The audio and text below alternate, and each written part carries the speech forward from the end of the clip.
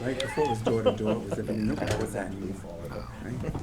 Good evening. I am Joseph Pereira, Chairman of the Zoning Board of Appeals for the City of Fall River. It is 6 p.m. on Thursday, July 18th, 2024. We are meeting in one government center in the first floor meeting room.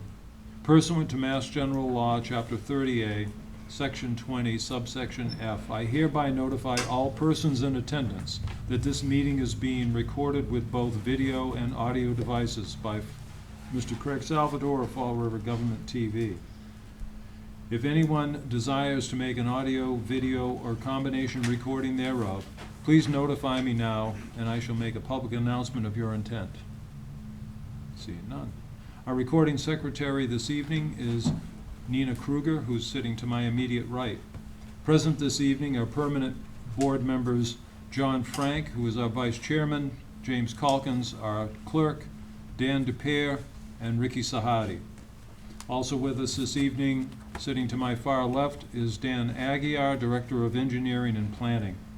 Nina, have all petitions to be considered been properly advertised and all interested parties notified in accordance with the rules and regulations of the ZBA and Mass General Law, Chapter 40A, as amended? Yes. I hereby declare the July 2024 regularly scheduled meeting of the ZBA of the City of Fall River open for such business as shall regularly come before it. I remind all persons presenting before the board, including the petitioners, abutters, anyone in support, or anyone opposed to the petition, that your presentation should be limited to 3 minutes. Questions and responses must be directed through the chair. The board's rules and regulations direct the board to specifically look for information which supports the petitioner's claim. As such, the petitioner should identify and factually support the basis for the petition. I hereby advise the petitioners and all interested persons that this is the Zoning Board of Appeals. It's the board's authority exists pursuant to Mass General Law, Chapter 40A, and is limited in scope and deals with the use of land as regulated by Chapter 86 of the ordinances of the City of Fall River. Additional permits, licenses, reviews, and/or approvals may be required for the specific development and/or use which is the subject of the petition before the board this evening. The clerks in the building, planning, engineering, and licensing departments are competent in their duties as clerks. However, they are not lawyers and are not competent to give legal advice. The action taken by this board has a real and lasting effect upon the title to your real estate. I urge all petitioners to seek competent legal counsel before filing your petition and after a decision of the board has been made. For example, there is a city ordinance, 2015-11, section 10-1, requiring site plan review. A copy of the ordinance is available at the city clerk's office or from the planning department.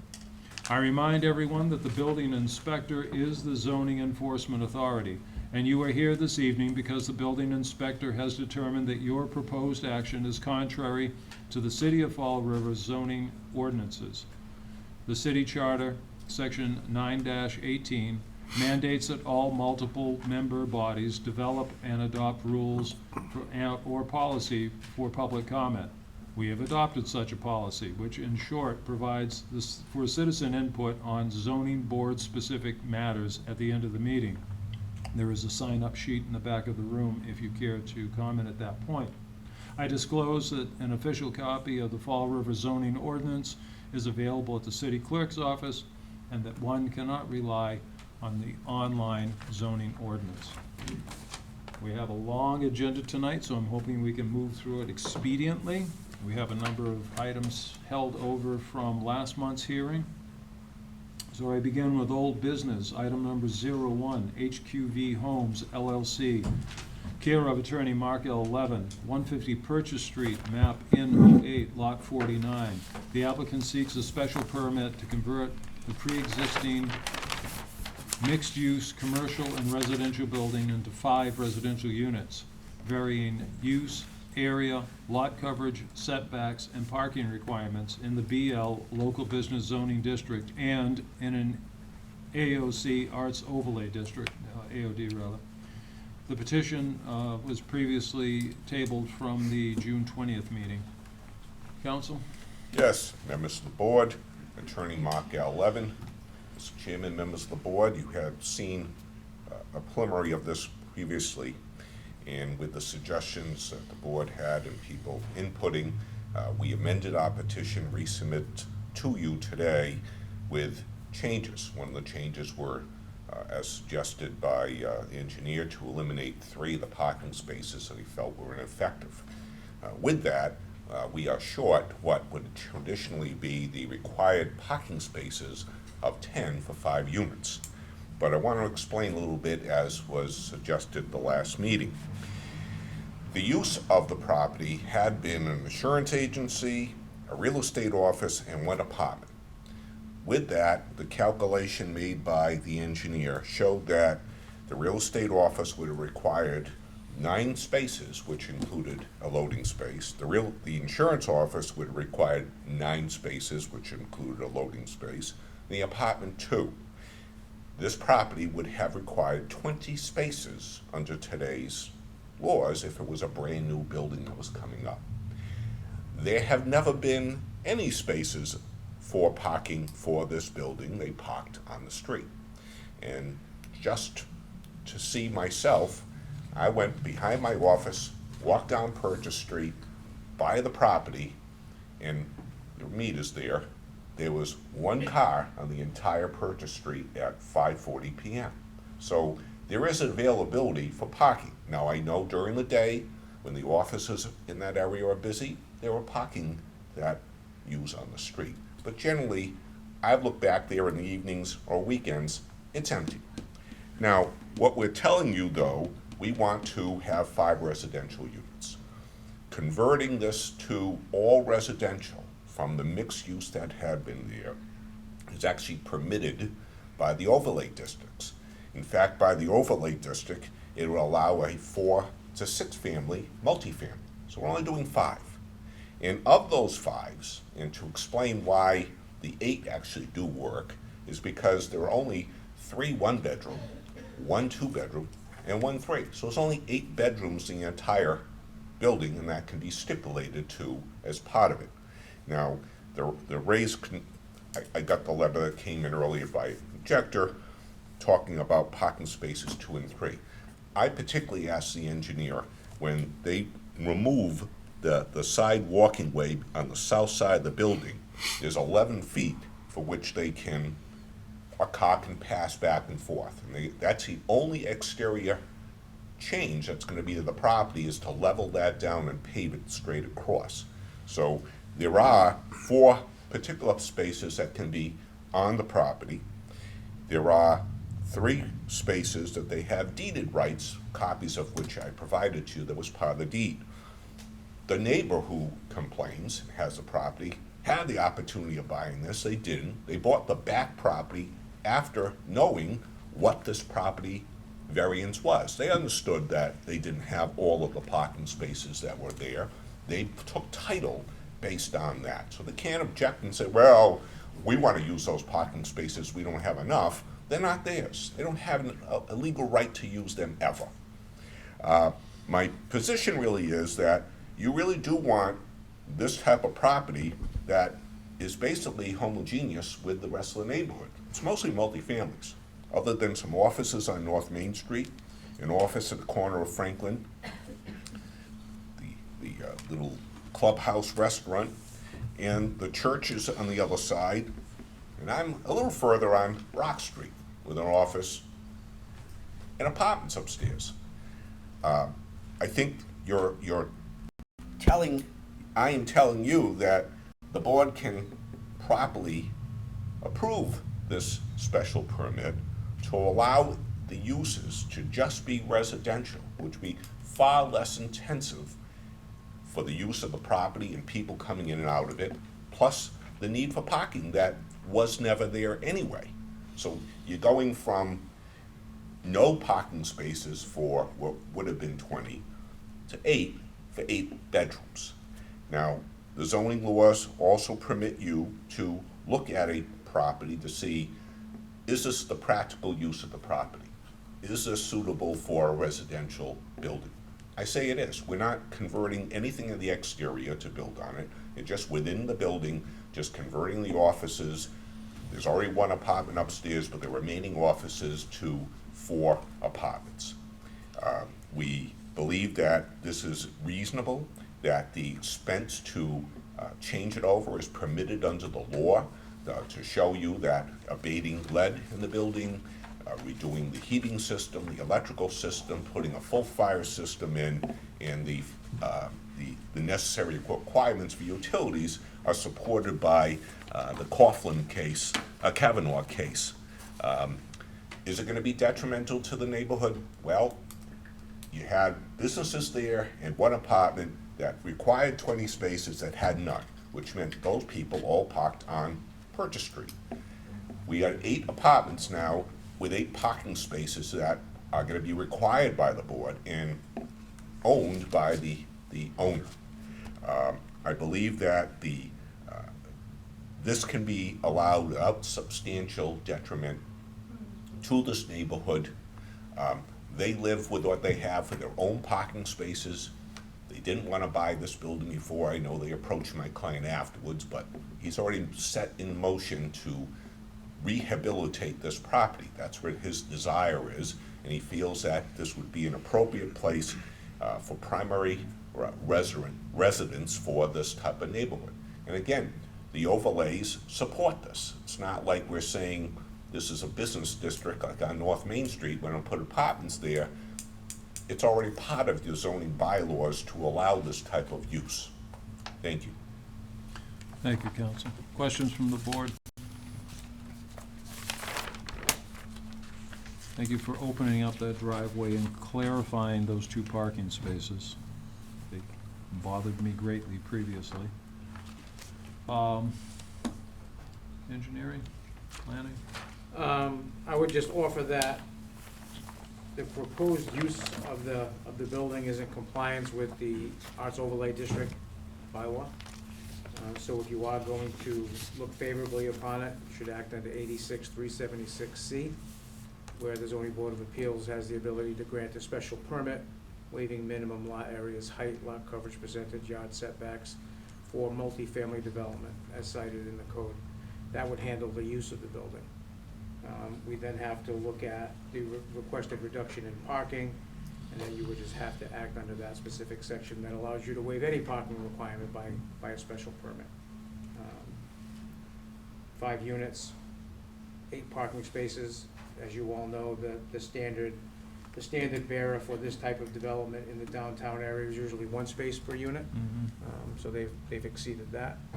They will have other permitting to get through, if they haven't already, curb cuts, site plan review. The only other item you may want to acknowledge is that there will be 1 space lost on the street, I believe, from what I can tell by the plan. But still, coming up with 7 new parking spaces for the 5-unit building in lieu of what the parking requirement would have been if the commercial uses were completely filled. That's it. Thank you. Anyone else from the board before we go to the public? And I just want to double check and clarify, it says it on the plan here, but I think to quell everyone's parking issues on the lot itself, it says existing parking spaces to be restriped, because I guess what's there now is not what was ordered per the last, Right. okay. Yep. Okay, we have, in correspondence, we do have 2 letters from Preservation Society of Fall River, one dated yesterday, one today.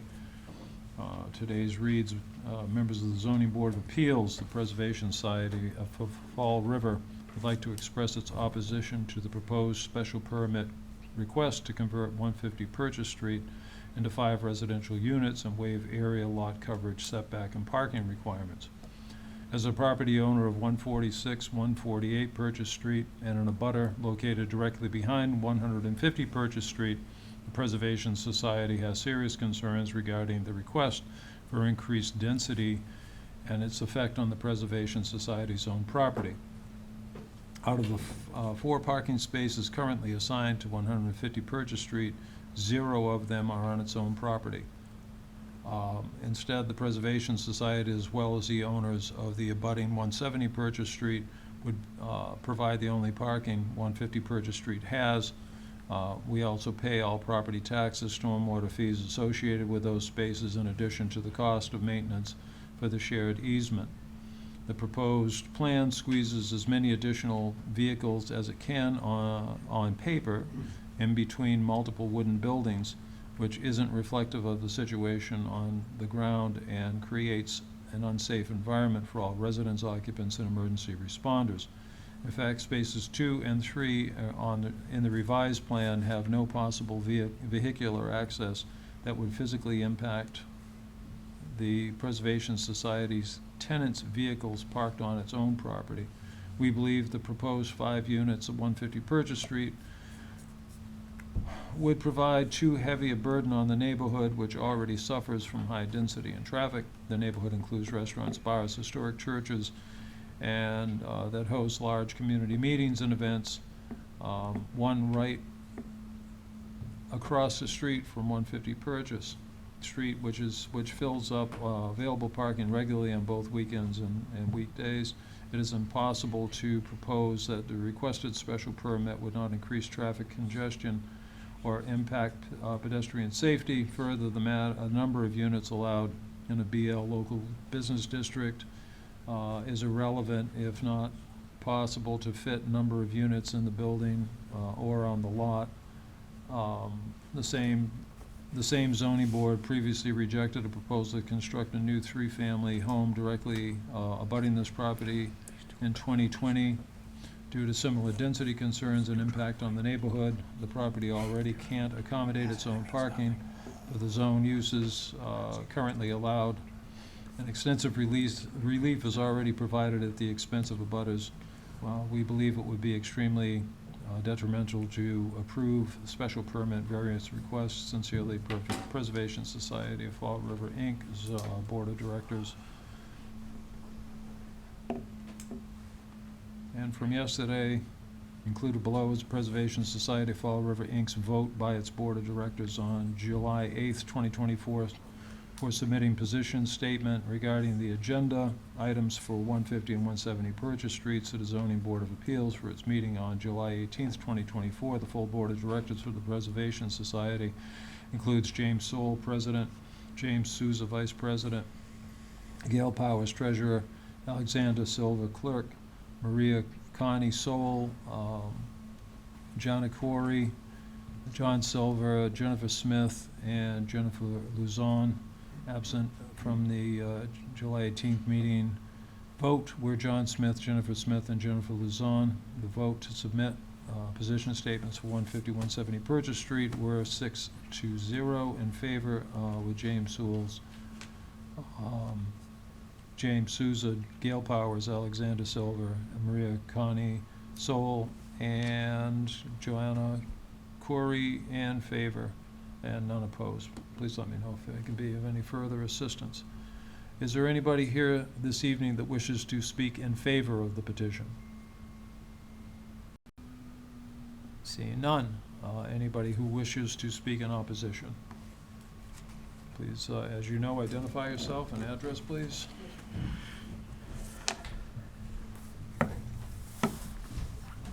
Hi. Alexander Silva, 150 Purchase Street. I'm a member of the Preservation Society's Board of Directors, also landlord at site at the 146, 148 Purchase Street Carriage House. I was anticipating on reading that letter in the record myself, but thank you for doing it for me. I'll just restate a couple things and touch upon some of the changes that were stated. As I said, out of the 4 parking spaces currently assigned to 150 Purchase Street, 0 of them are actually on its own property. So I think there's a strong argument to say that this property is already experiencing severe relief in terms of its parking requirements. As Attorney Levin said, there's street parking available. However, if I just walk down the street to this meeting, if he would take a walk back up that street, he would notice that the street is full because a lot of the community events at the church that I mentioned take place after 5. pretty much most days of the week, including the weekends. I also don't necessarily appreciate the speculative nature of some of Mr. Attorney Levine's presentation, especially speaking to conversations before his client even purchased the property or to the motivations of others. I don't know exactly where he gets his information from, but a lot of what he said was actually inaccurate. In regards to parking spaces 2 and 3, if that so is my understanding that driveway is to be extended from the street all the way to the back of the property, surpassing that retaining wall that is marked on the plan and currently in existence on site? Through the chair, is that my understanding? By viewing this plan, that's my understanding, yes. So, okay, is there going to be a new retaining wall built then? Because that's not to grade with the street, and I'm just kind of confused how Council, You'll have access. to go through site plan review Right. to construct it. Okay, so Beyond the expertise or. so that plan is now inaccurate in terms of that retaining wall and access for sites 2 and 3 through the chair? Okay? Is that, I'm just asking because No, No, he's gotta build these parking spaces. we're dealing with a footprint. And again, please, we're not a site plan review, we're dealing with use. And if what is depicted is impossible to build, if it's allowed, it still has to go through site plan review, it still has to go through the building department if permissions are given for the construction. And if they can't build it, they're back in here, or they're back in front of site plan review. Okay, well, I'll just, I guess, say for the record that as detailed in the plan presented, that retaining wall is blocking the described access for the 2 spots, and one would, I guess, interpret as the abutter that our property is supposed to give access to spots 2 and 3. But I guess that'll be hashed out in the site plan review, so I guess I'll end it there. Okay, thank you. I do have a question. Yes. Does this property, or does it not have deeded rights to the 4 parking spaces that are on the Preservation Society's property? Yes. Okay. Has that been called into question ever? I just called it into question. I just asked. No, it's, Because, yeah. You are right that the 4 parking spaces that are there currently are not on their property, and they've come up with spaces on their property to come up with the 8. So in the theory. the point is moot, that they don't have any parking spaces on the property currently. That's true. But what does it matter? They provided parking spaces at this point The for point- this presentation. Well- And they have 4 on Preservation Society's property. So 1 is actually on 170 Purchase Street's property, 3 are on the Preservation Society's property, and I would argue that the point is not moot because it actually details that there's significant release already at the burden and expense of the abutters for parking, because as I said, no stormwater, property tax fees. Okay. Actually, if I can finish. That's a business situation between the owners of I'm just 2 saying different the point. properties. I'm just saying, it doesn't fall under my purview. I mean, one of the stipulations that this board made when the property was originally subdivided, that before the subdivision would take place, there would be an established maintenance plan for the easement of all property owners. That hasn't happened. So, I mean, the maintenance is a burden to the existing property owners in the neighborhood. I would just argue that. Do we have the prior? Great, thank you. Thank you. Anybody else wishing to speak in opposition? That being the case, I turn to the board. Oh, No, yeah. no, one more. Oh, sorry. After hearing, I'm not here to argue, I'm here to simply Okay, then tell us who state you are. a so we- concern, Priscilla Poirier. And I live at 25 Watermark Drive in Tiverton, but I've spent 74 years of my life in High Street in Fall River, Mass. So I'm here for a long time. My concern as the owner of the Belmont Club on Franklin Street, and having had people from the location that we're here regarding, parking in my Belmont Club parking lot, which has posed problems getting people to remove their cars and never doing anything like having them towed out or being an unkind neighbor. It has been a really significant problem in the winter when the snowplow has to come, and they come before 7 o'clock in the morning for Bank 5, who parks 20-some of their cars in my parking lot. And I don't want to tow people's cars. I know they do this and they use the parking lot for their parking. So there must be some, issues with limited parking where they are to be using my lot. I just want to state that as a concern. It's And tight. It's downtown, it's tight.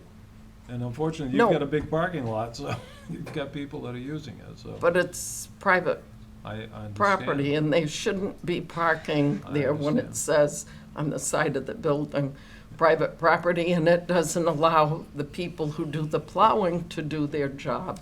So it is a really serious problem Understood. at certain times of the year, Okay. more than others, the winter.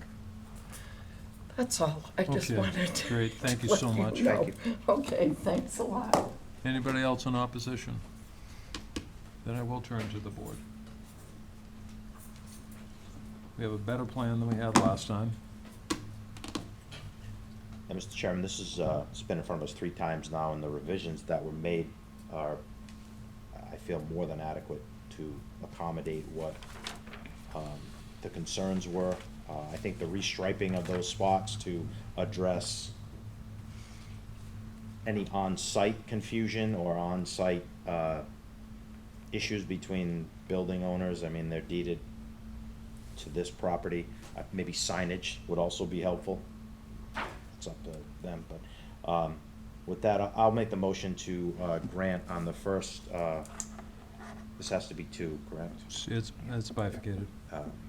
The first one would be for the not to be more detrimental to the neighborhood for 5 residential units. That's a motion. Do we have a second? I'll second. Second from Dan DePere. Questions, comments? On the motion, Ricky Sahadi? Yes. Dan DePere? Yes. Jim Calkins? Yes. John Frank? Yes. Chairman Prairie, yes. And the second part would be to reduce the parking. I heard the concern of the neighbor as far as those 2 back spots with that retaining wall and stuff. That might be an issue for the developers and/or the neighbors. So my motion will be, right now, it looks like very easily 6 spots can be created for the 4 that they have on and the 2 that they have on site. I will put no less than 6 parking places to be provided for this building. But if we can get the 8, the other 2 in, the more the better, I think is my way to handle that. And with that, that'll be my motion. Mr. Chairman, so if I understand, the motion is to accept with no less than 6 parking places? No less than 6. No less If than they can 6. get the 8, I Right. would obviously prefer that, and so would everyone else. But Okay. that retaining wall, I know there was a concern, and then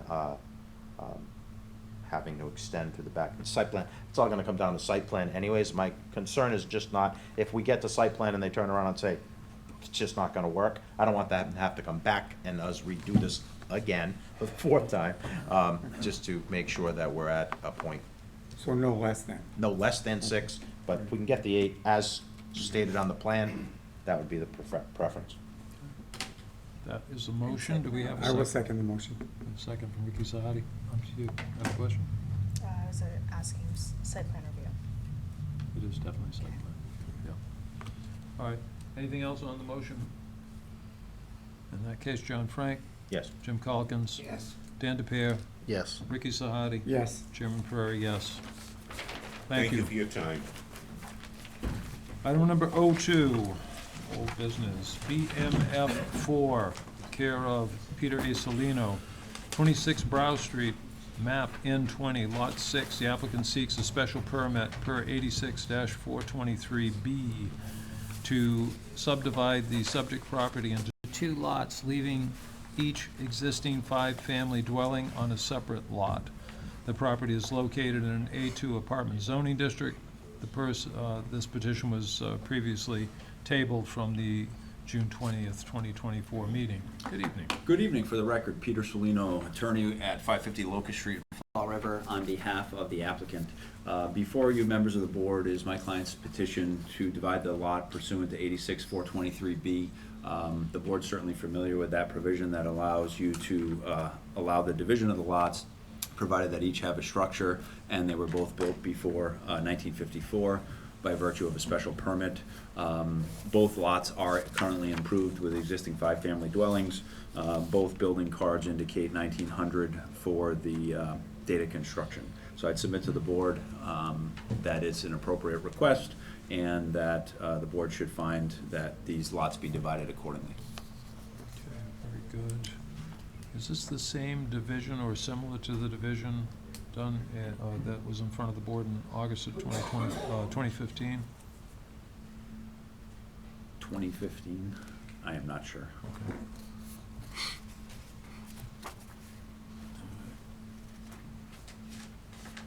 Questions from the board? Attorney Salino? Yes. Just a recertification, is that what this is? It was not acted upon as I'm reading this? Yeah, it Came was before the board in 21 and not acted upon? correct. So it was approved, just not acted upon? That's a fair question. I do not know if it was.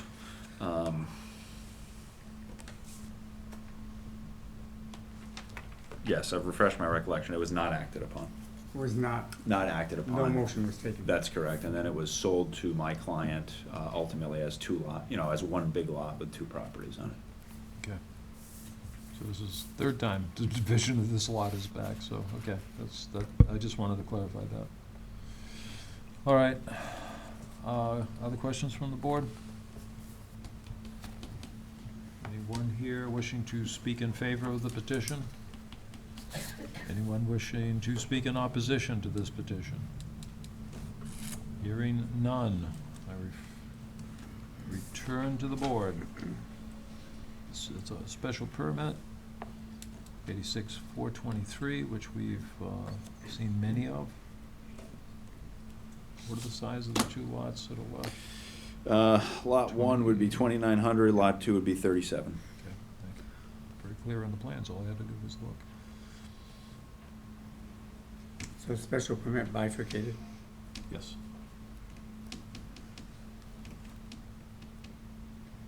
So, Mr. Chairman, I would make the motion that this is not substantially more detrimental to the neighborhood and that we approve.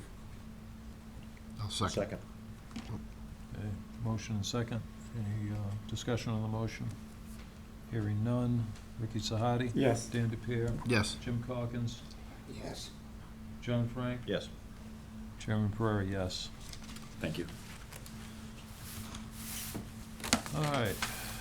Oh, bifurcated. Yeah, Second. yeah, yeah. Sorry, bifurcated, you gotta Yeah. finish. So, I heard you say, did you move, you added approval at the end of that? did. yeah, Oh. He put So both we're- so both, yeah, both, yeah. are in the motion. So were there any conditions? No, the second vote. One vote was that it's not substantially more detrimental. Now- Yeah, Right, yeah, and he then- says, and that it be approved. That it be approved, both He into added one. that wording at the end of Okay, his I apologize, I misheard that. I was gonna just mention on the second part to just have no fencing. No fencing, right. Be separate utilities. Part of that, so if you could amend the motion Sure. to add no fencing. Sure. And then separate we utilities. have the survey portion in there too, survey markings. Markings, yeah. So, no fencing, separate utilities, and Bound mark, boundary markers. bound marker. Okay. On the With that, I'll amend- second the motion. Okay, then on the amended motion, then, Ricky Sahadi? Yes. Dan DePere? Yes. Jim Calkins? Yes. John Frank? Yes. And Chairman Pereira, yes. Thank you. Item number 03, BMF 4 LLC, care of Peter A. Salino, 105 Park Street.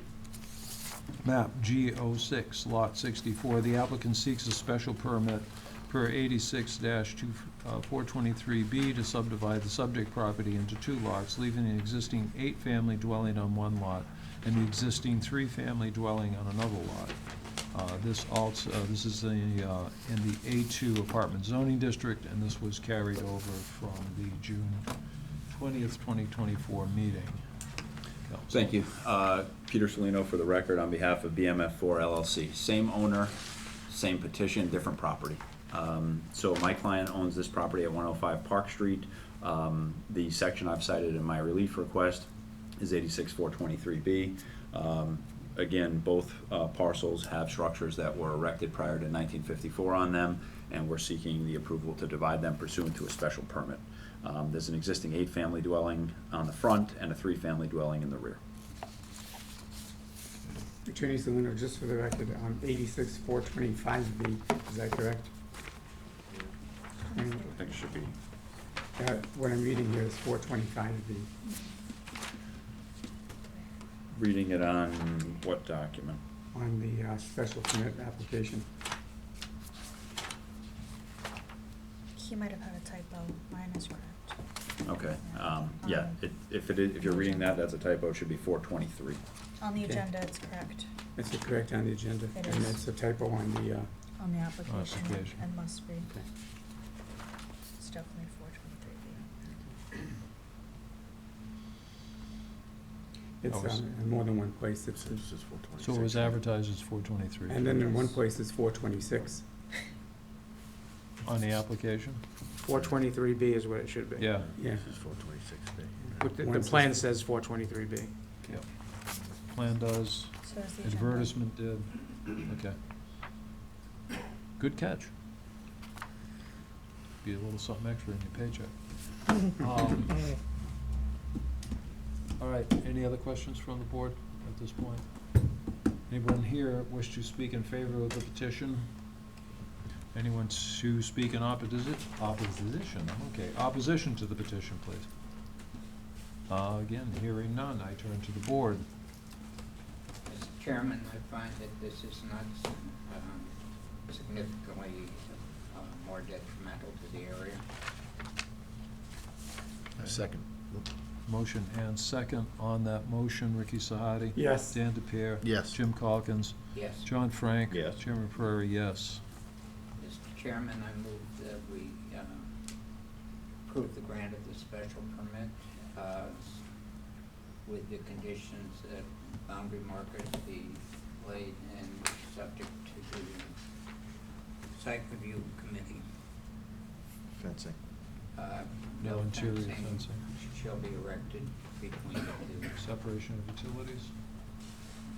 That exists, well, separation of utilities also. A second. Motion, we have a second, was that you, Dan? Yes. Okay, thank you. And on the motion, John Frank? Yes. Jim Calkins? Yes. Dan DePere? Yes. Ricky Sahadi? Yes. Chairman Prairie, yes. Thank you. Item number 04, Jason Cody, care of attorney Peter A. Salino, 105 Pittman Street, map J19, lot 65. The applicant seeks a special permit to add 3 residential units to the existing 5-unit apartment building.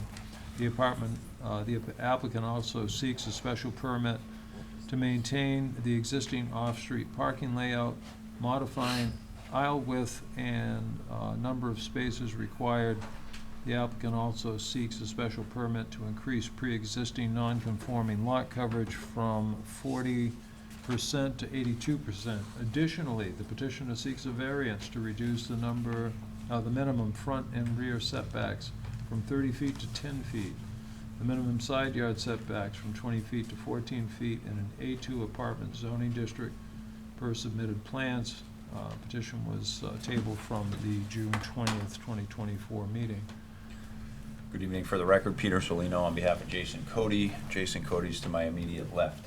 The subject property, albeit not on the screen yet, was inherited by my client. His father left it to him. My understanding of the history of the property is that there was actually a dairy in this site. So the property fronts on Pittman Street. It has a narrow bit of frontage, 45 feet up on Pittman. There's an existing 4-family dwelling. There's sort of a commercial, if you will, I don't know, commercial's not the right word, but there's a garage.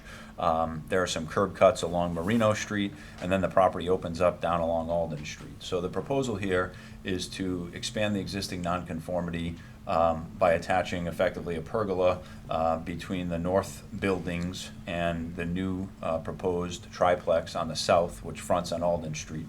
The proposal serves to create off-street parking sufficient to accommodate the new units. In total, the proposal has 14 parking spaces in it. As is indicated in the ad and in the petition, if the board were so inclined, we would need a special permit to increase the existing nonconformity. We'd need waivers as it relates to parking, and then variances as it relates to the construction of the triplex building that fronts on Alden Street for front yard, rear yard, and side yard setback. As it relates to the variance component of the petition, I would submit to you that the site is certainly uniquely shaped. The existing structures on the site are certainly unique. And so on Mr. Tallman's plan, he's indicated in order to create traffic flow that there's an existing parking space to be relocated, and that is so there's a travel aisle from Marino Street to the proposed asphalt driveway on the westerly side of the property. The proposal would also include closing a curb cut, which I'd submit to you would create another on-street parking space on Marino Street. Happy to take any questions. Mr. Tallman's with me, and my client is here as well. Okay, so the entrance then is going to be where existing parking space 1 is that correct? That is correct, Mr. Pereira.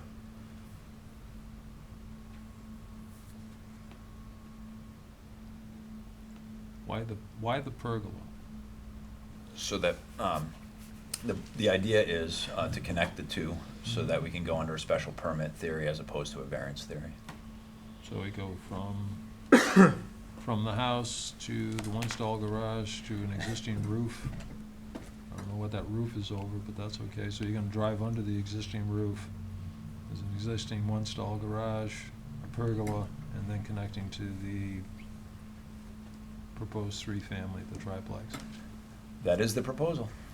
The foot bone's connected to the leg bone, okay. Jiu-jitsu. No jujitsu here. It's more like operation. Engineering, you wanna weigh in? It's a lot. I do think they filed for the correct relief, the way that they presented it.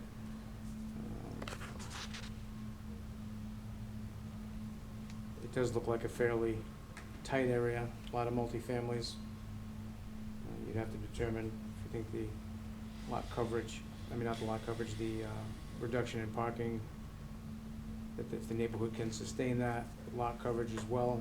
I don't know what stormwater looks like to adjacent properties, or, it's a lot.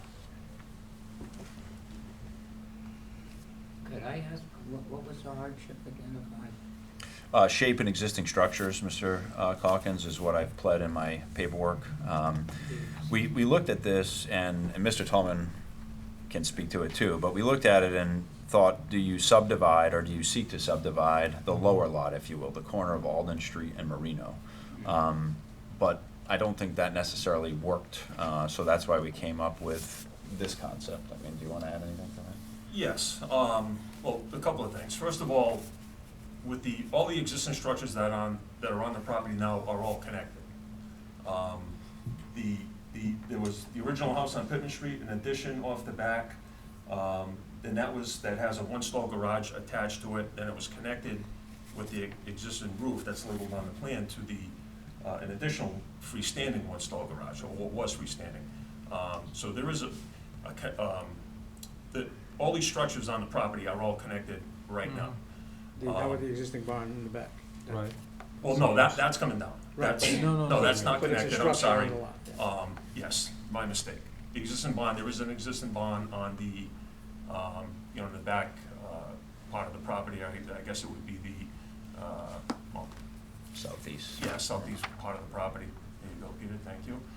Yeah, that's coming down to make room for this parking area. In terms of the parking, right now, there are 5 parking spots on the property for the 4 units. when it's all said and done with this proposal, if it happens to get approved, we would be providing 14 parking spots for the total of 7 units. So there would be 2 parking spots per unit with this current plan. What's the aisle width between those back parking spaces, the 2 and the 4? Like after you come through the existing roof? I believe it's 20 feet, if I'm not mistaken, and I believe that was part of the relief that was sought in parking. It wasn't necessarily the number of parking spots required, it was the aisle width that we were seeking. Right, but it's not called out on the plan, or it's not called out in the application. I have aisle width in number 1. Additional unit modifying aisle width and number of spaces required. Right, but what is the aisle width? What is the aisle width? Oh, I'm sorry. I don't have a scale with that. I believe it's 20 feet, if I'm not mistaken. Well, the spaces dimension is 18. It's funny. It's a one-way traffic pattern through the site. You come in through Marino, under the roof, you get to that back parking area, then you work your way up to all to the south. Are they 18-foot parking spaces? Yes. I didn't bring my rule with me, but it might be 20. If you're gonna say 20, you're gonna live with 20 if this is approved, so. Well, Okay. In that case, I'd say 18. I don't know, I don't have a scale with me, I apologize. I don't know what that dimension is. Yeah, it says proposed 9 by 18 parking spaces. The so- parking spaces, I'm Yeah, just the parking worried about spaces the aisle themselves. width. And we're looking at 82% lot coverage? That is the proposal, yes. How many bedrooms? Have you given that any thought, how many bedrooms you have? My client's preference would be 3 bedrooms, In the new units, the new units. yes. so a total of 9 bedrooms in there. One thing to add as well is, on that side of Albany Street where the driveway would be coming out and these new driveways going to the garages would be, there is no parking allowed on that side, so we wouldn't be losing any on-street parking by installing those driveways.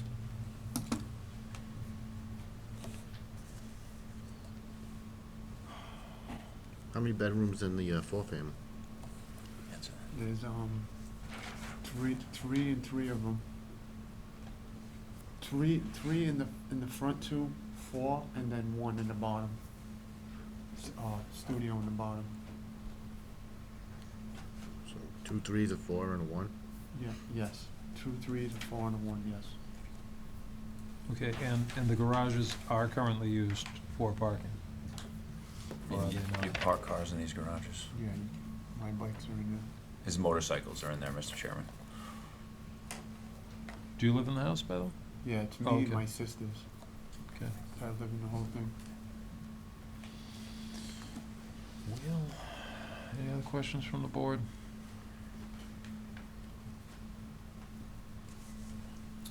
As Mr. Arrighi said, this is a lot. Anyone here wishing to speak in favor of the petition? Anyone here to speak in opposition? None?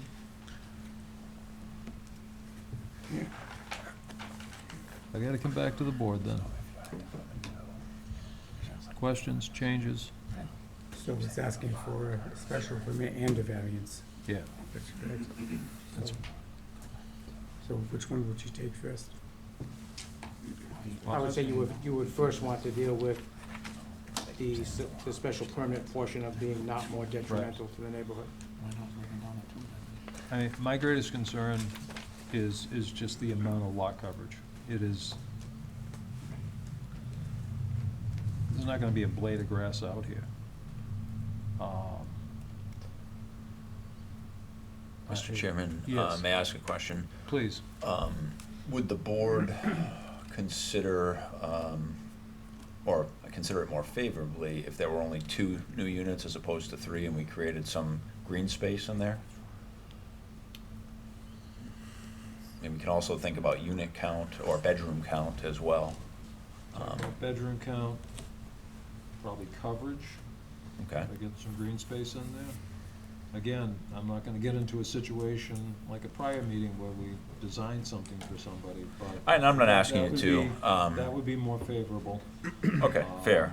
To me, I don't know, what's the rest of the board feel? Yeah, I think it's overcrowded, and obviously a reduction is always more favorable in both ways. That would increase your green space, cut down some of your variances needed. I think it's overcrowded right now. Yeah. I think it's a bit much. I think it would be up for you to make the determination if you'd like to withdraw, table, or have them vote. I would like to table, so I'd make a motion to table to the August meeting so that we can consider the board's comments and revise the proposal. Could you revise that to the September meeting, as the August meeting is already, Oh, it's capped out, okay. So then, would that be appropriate? Well, we have We 14. have 14, so it's So not that, this would make technically 15. capped oh, No, perfect. we were asking. Sounds like. We're so close. So close, but yet so far away. If they grant it. Okay. All right, so the request of the petitioner is to table the matter for changes to the August meeting. What's the date of the August meeting? August 15th. August 15th meeting. Can we have a motion to that effect, please? So Motion. moved. Second, please? Second. Motion and second on that motion. John Frank, No. Jim Calkins, Yes. Dan DePere, Yes. Ricky Sahadi, Yes. and Chairman Prairie, yes. Thank you. So Jay, I need you to sign this paper. We're saying we're asking to continue. Okay. Oh, there's right there. Yeah. Item number 05, Okay, so you're good to go. I'll call you. Christopher Mongion, 301 America Street, map E08, lot 11. I'm sorry. Thanks for having me. Mr. Chair, I Yes. am supposed to be in Swansea, so I've asked Mr. Tolman and Attorney Walter Fraze if I could be taken out of order so that I could try to get these done and get over to Swansea. And they've assented graciously to that request. I heard there's a terrible planner over in Swansea. Sounds like some. Where are you? You're deep in the batting order here. Number 6 is your first one, so you got 6, Yes. 7, and 8. After which we will take a break. All right. We need a motion. Yeah, we to need a take out motion of to take order. out of order, please. Yeah, I'll make the motion that we take them out. Second, please. Second. Motion and second on the motion, John Frank.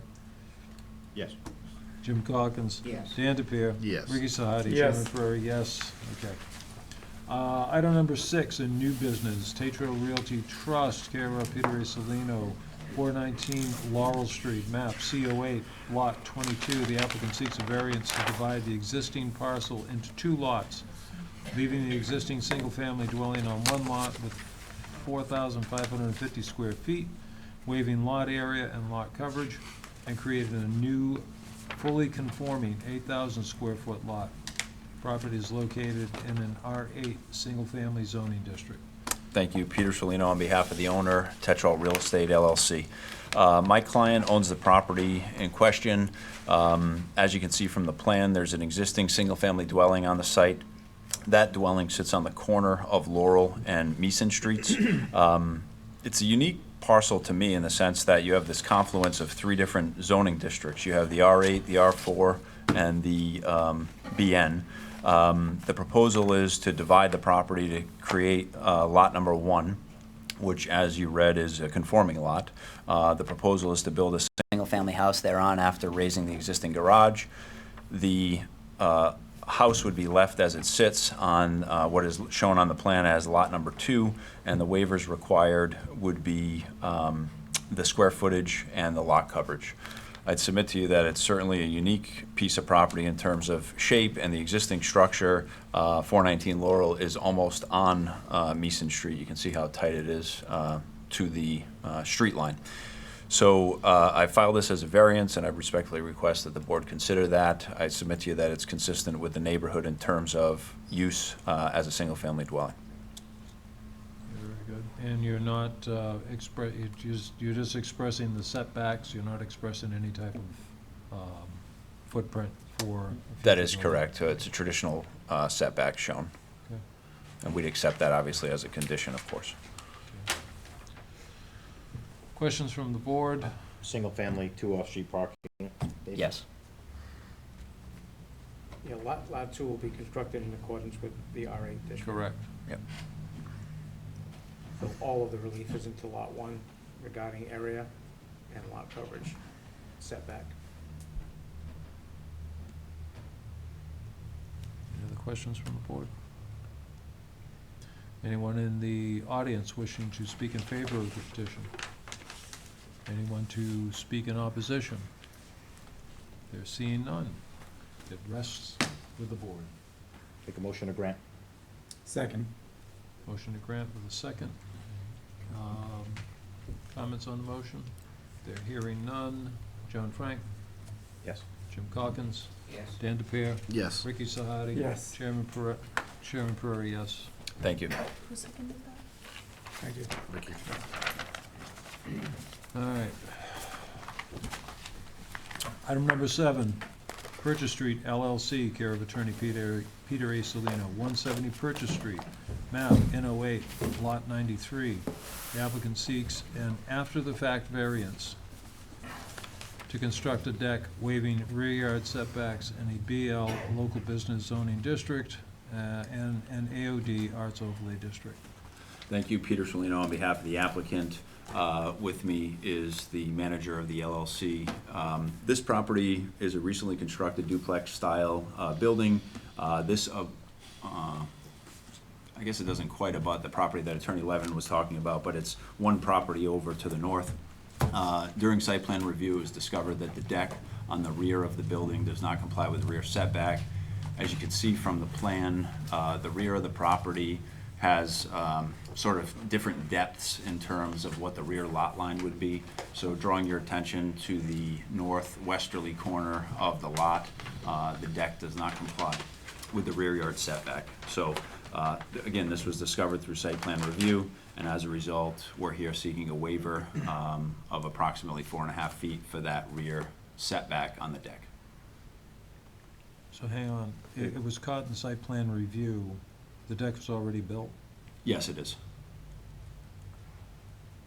Are we talking about the deck or the bulkhead that it looks like, or Both. both? Both. And we've asked for multiple times to get revised plans that show that setback, but you can see how, that it falls within the building setback, the dash line, but we don't have a specific distance to the deck.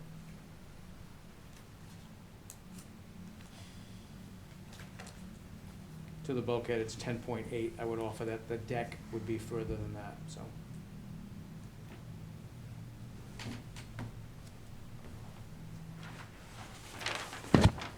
So we're talking here, this is the envelope. Yes. Right. So it's Yeah, this yeah. deck corner and that bulkhead corner to this line. The whole deck. Yeah. And it was caught during the as-built portion of site plan Okay, review. all right, It was thank you. permitted through site plan review without this deck being shown or the bulkhead being shown. The So when it approved came in with the as-built for sign-off, that's when it was found. site- The approved site plan is in here. Okay, thank you. So the option was either to have them remove it or come That's before what you. was approved.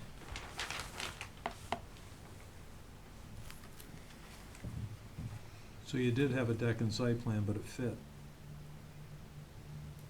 Correct? Correct. You didn't So have is the the house bulkhead. built bigger than, It was two smaller decks that straddled the common line in the middle, so they were much smaller decks. This deck extends from bulkhead to bulkhead.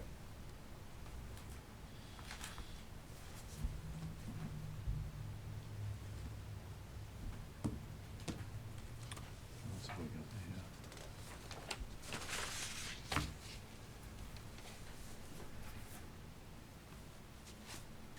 the, Is it a bulkhead or a doghouse? Doghouse. Okay. Doghouse. The doghouse is listed in structure. Yeah, well, Door to go down to they're, the they're, basement? they're both considered part of the structure, but one is you just walk down your Bilko, head Right, down. right, right. The other one is you open the door, walk in, and then down steps. So this is, So it's not really a doghouse, it's. no, no, no. it's- It's Looks like what- it. what it's called, Just, yeah. just checking. Looks like it. He's got two King Corsos in there. Yeah. All right, any other questions from the board?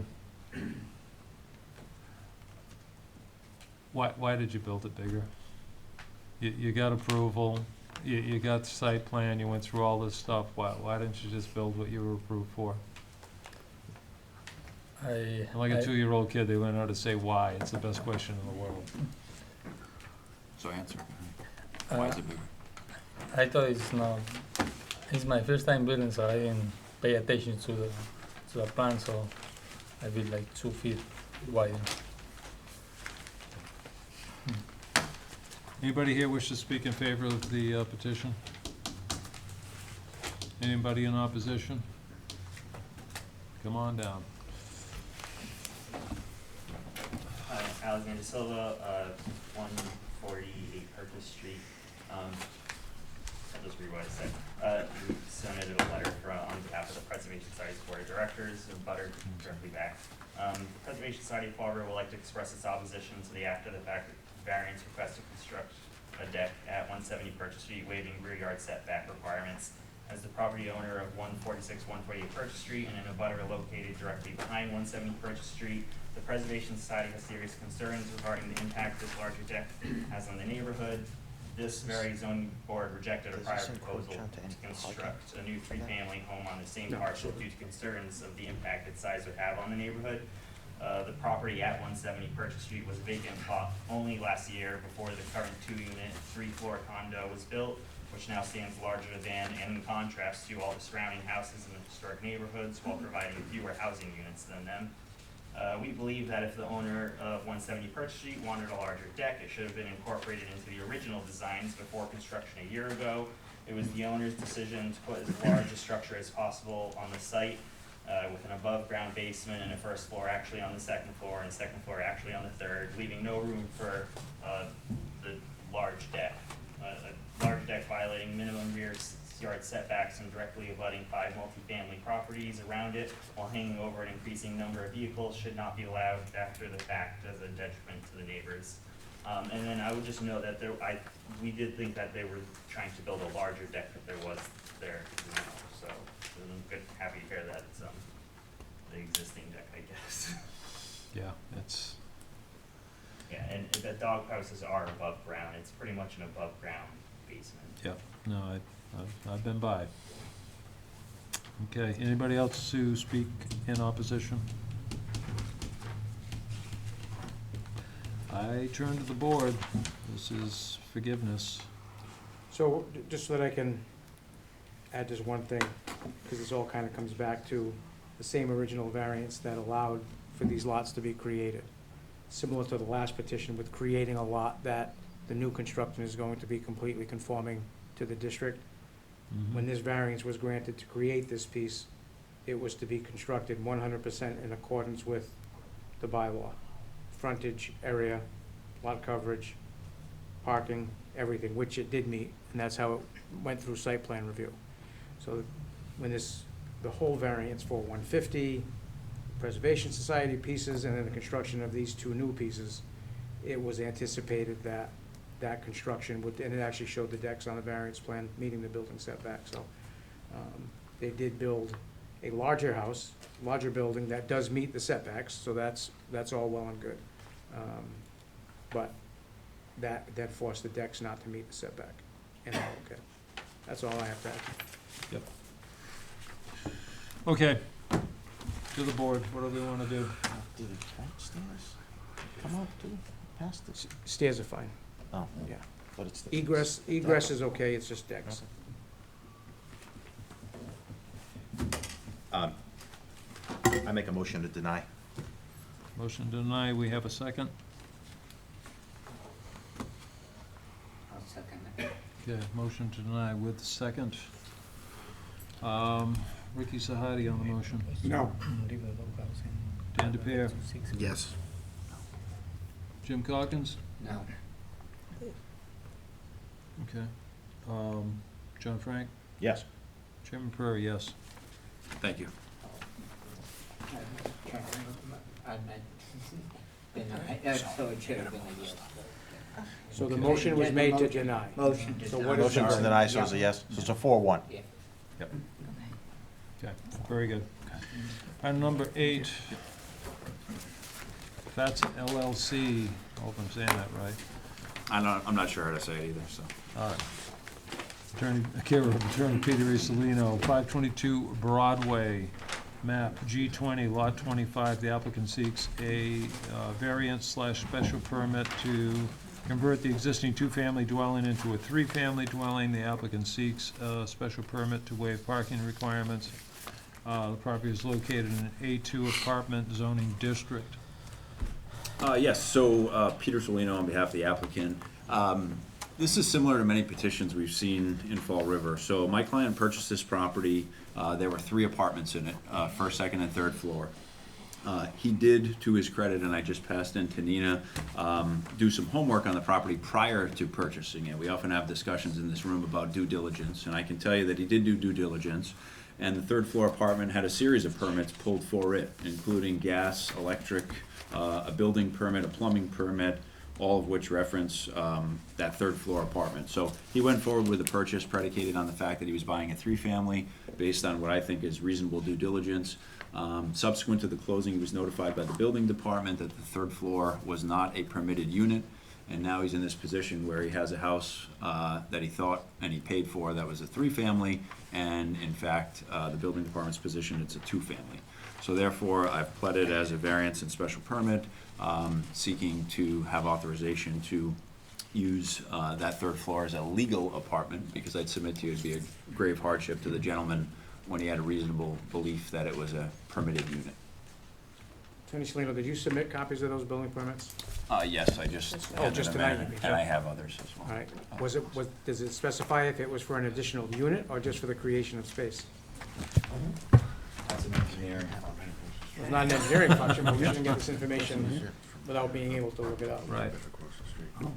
If it's part of your argument, you can, don't know if you need it to be made part of your argument, but you've made it part of your argument. So we have a gas permit, plumbing permit, electrical permit, building permit. What's a Repair property replacement for the building permit. Building permit for a roof, sheet rock, kitchen cabinets, alteration.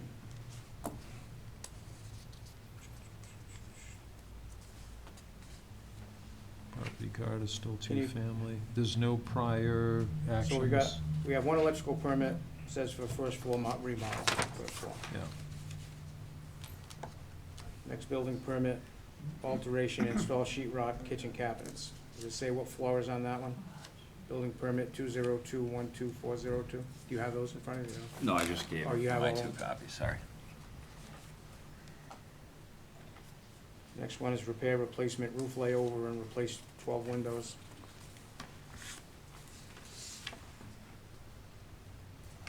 Electrical permit, replace service in first floor. Plumbing residential, second floor. 1 bath, 1 kitchen, 1 lab, 1 water closet. So that's a plumbing permit for, I'm assuming, the second floor. Gas residential, basement boiler, second, dryer, third, 1 DCR, I don't know what DCR means. So that's 1 gas permit, but I don't see a building permit Right. for the third floor unit, unless potentially, Is there an electrical one that says well, third there floor? is, but it doesn't say that it's for an additional unit. So there is a gas permit and an electrical permit, but those aren't building permits. The only one maybe you could hang your hat on is alteration, install sheet rock and kitchen cabinets. That's 1 building permit, but it doesn't say what part of the building that was on. So I don't know, maybe we wanna get clarification on that. If you think it would matter in your decision. Yeah, electrical wiring permit is second and third floor, but that doesn't include to any other.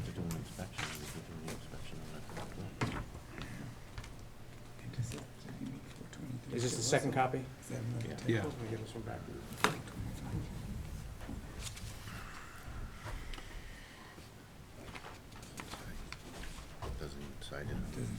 So putting that aside, how many parking spaces are there now? 3? I believe, yes, 3. Three. Yep. So no increase in parking.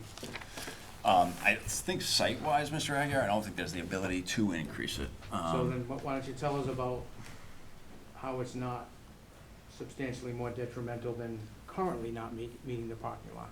Normally, when we look at these, it's if we can add a new parking space Right, to make something better. right. What's being made better on this? That's why I pled it as a variance as well, because I don't know if I have a good argument on Okay. that. So you want them to work on, potentially, you want 2 votes then? I have to plead as much as I can, right? Yeah. So I'm making an argument for my client. Yeah.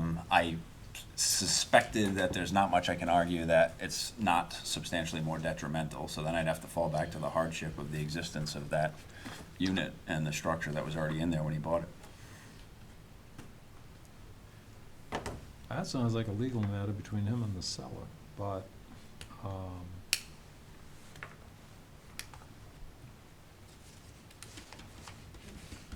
right, so we have to take it as 2 parts anyway.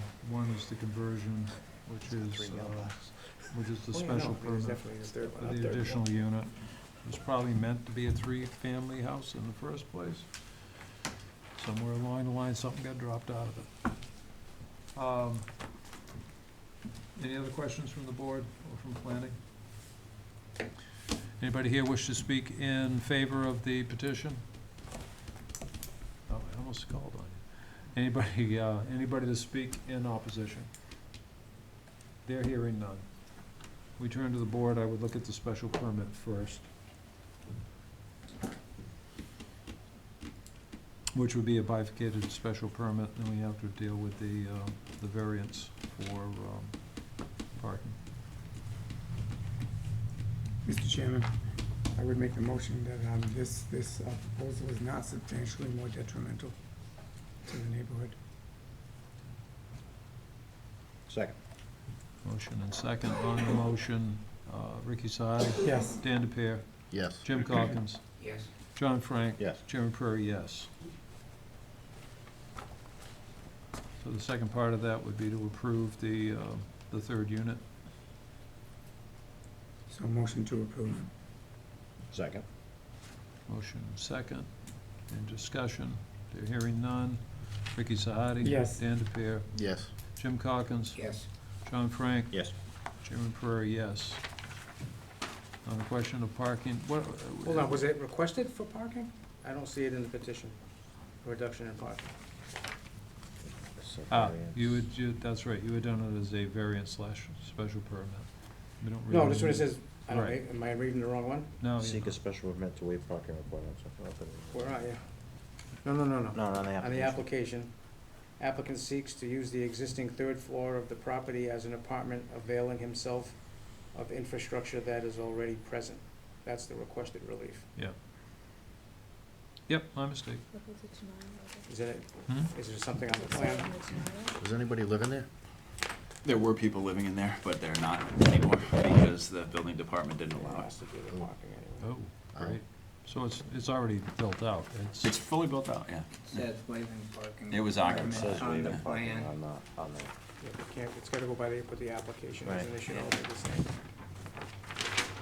Hang on, let me clarify, because I don't want to make a mistake here. Yep. But the plan does call for it. Yeah, Yes, that's what it I does. said. Yeah. The plan calls for it, it was advertised that way, just the application does not. What does the denial say? The denial says parking. The denial does? Okay. I think you're okay to go. That's a special permit. You don't need a variance on that. No, special permit for parking. Special, Yeah. waiving parking. The denial letter covers it. Yep. So do we want to, the special permit we just voted on was strictly on the Increase in the units. apartment. Yep. So let's, one more. We want to give them the waiver on parking. Yeah, I'll make a motion to grant a special permit for waiving of parking. Very one-to-one for the three parking spaces on site, which is what's existing now. Yeah, very good. Does that have to be complicated? That's a motion to approve the variance, is that correct? Yes. No, all by special No, permit. there's no All by variance, there's no special permit. variance. Parking It special. was- It was put This in is there just as parking a, for special as a permit. just in case. I'll second. We have a motion and a second. On the motion then, Ricky Sahadi. Yes. Dan DePere, jumped the gun. Jim Calkins, Yes. John Frank. Yes. Chairman Prairie, yes. Thank you all. Just to be safe, you want to ask us to withdraw the petition for variance. Variance. Sure, I'll make a motion to withdraw the petition for the variance.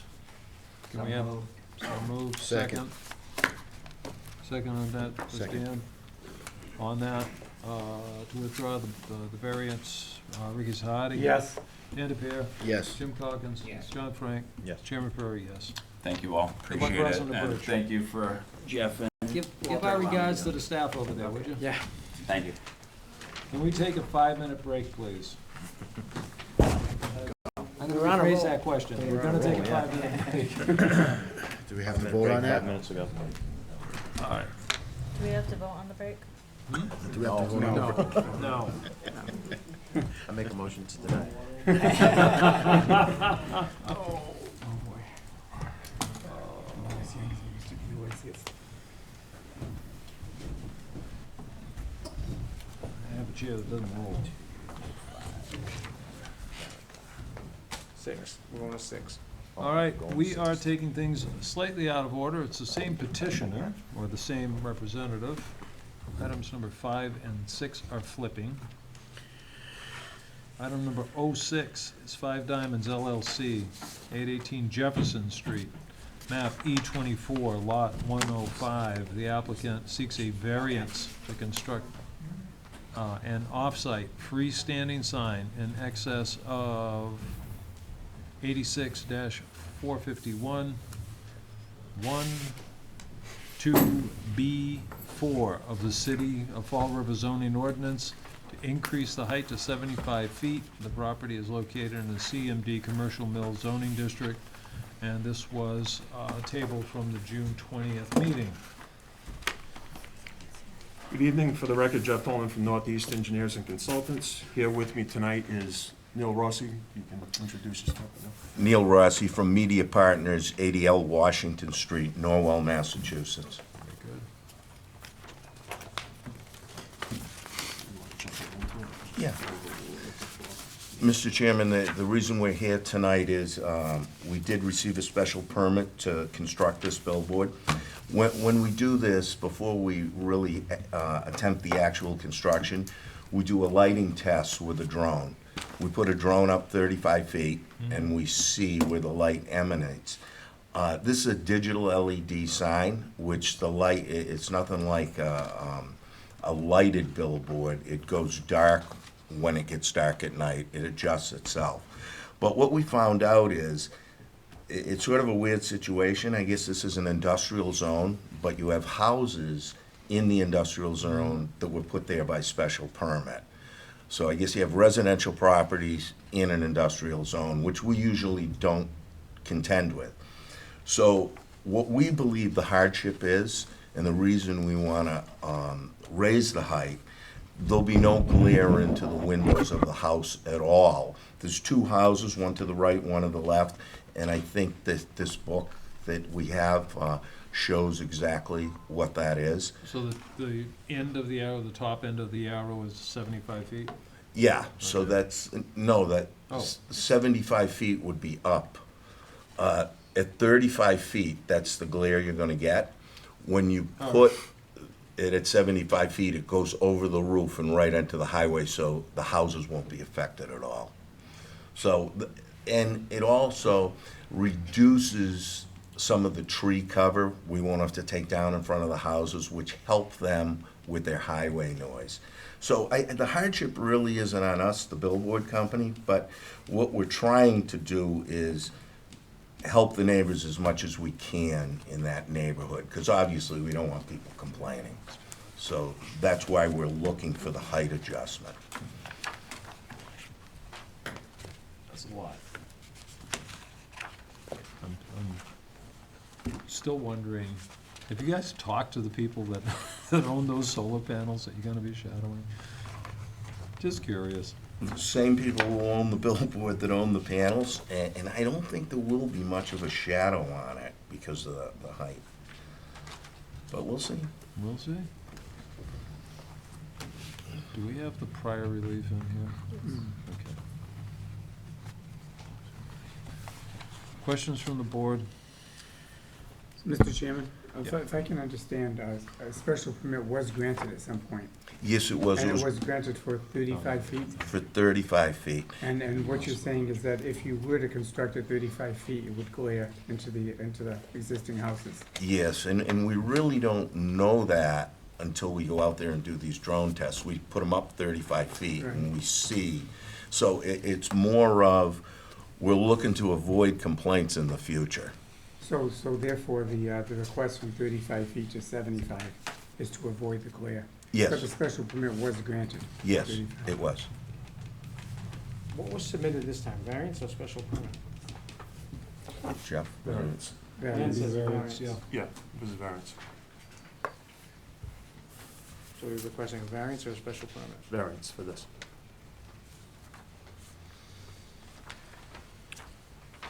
How far is that from the highway? And what would, The billboard itself is right on the highway line. Like It's Distance. 10 feet, it's 10 feet off. So It's the minimum 10 foot. 10 feet off the setback. travel lane? No, off the layout line, what's the variance for? the height. Well, what section of zoning is that, are you not dealing with the correct height? 86, 451, I2B4. For, no freestanding, I gotcha. He's right.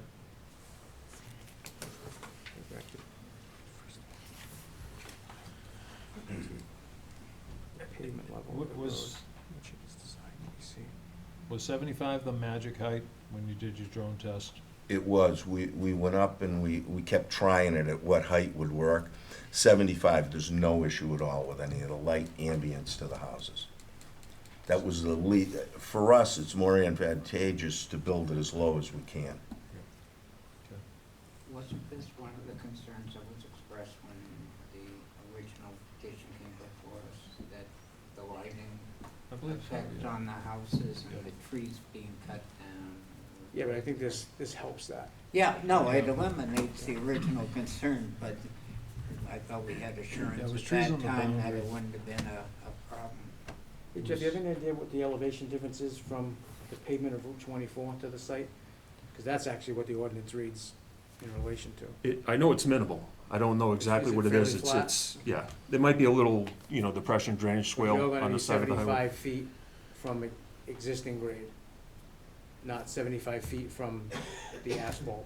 Existing grade, where the Under pole is. sign, okay. Mm-hmm. So no relation to the asphalt. We run the drone up right where the pole is. No, I'm just trying to make sure that we're, Okay. they're fitting in the The right section of setback. zoning. I don't want you to have to come back again. Okay.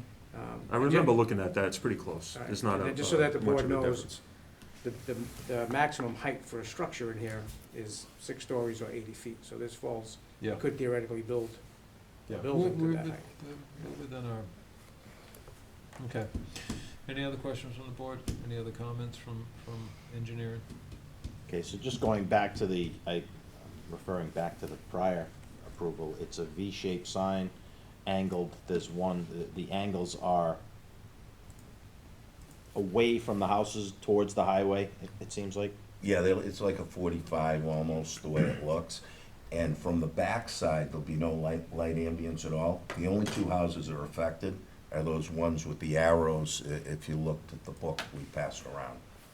Yeah, the two on the ends, the Yeah. very two on And- either side. And right? they are very close, which usually, if it was an industrial area, billboards are prohibited, of course, in residential areas. So this is sort of a weird thing that we don't run into all the time. Yeah. No issue with the billboard being across the street? No, it's more than, it's a static billboard, it's more than 500 feet.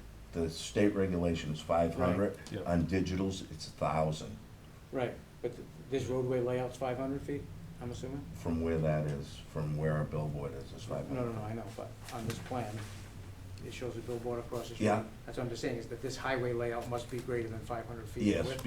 yes, because the state would not grant us a permit. No, I know that, that's why I'm asking. It is. Not a trick question.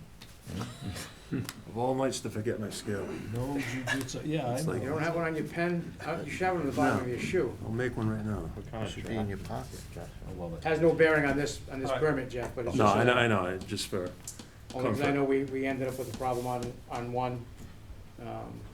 Yeah, it's well in excess of 500. All right, let's go to the public. We'll have a second bite. Anybody here wish to speak in favor of the petition?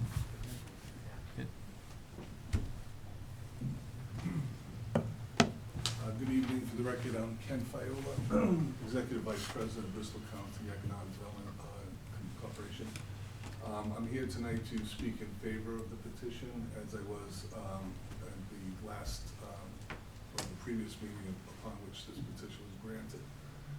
The rationale for speaking in favor of it this time is, in keeping with the last time, is the fact that this billboard here is also going to be a benefit to the community in terms of messaging different types of activities that will be taking place within the community.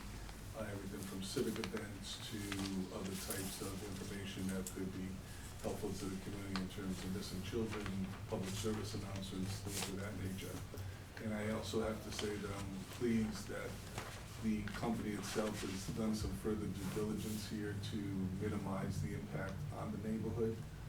As was previously suggested, at the 35-foot level, there's a greater propensity that the residential units abutting this location would actually be more impacted at that level than it would be at the 75-foot level itself.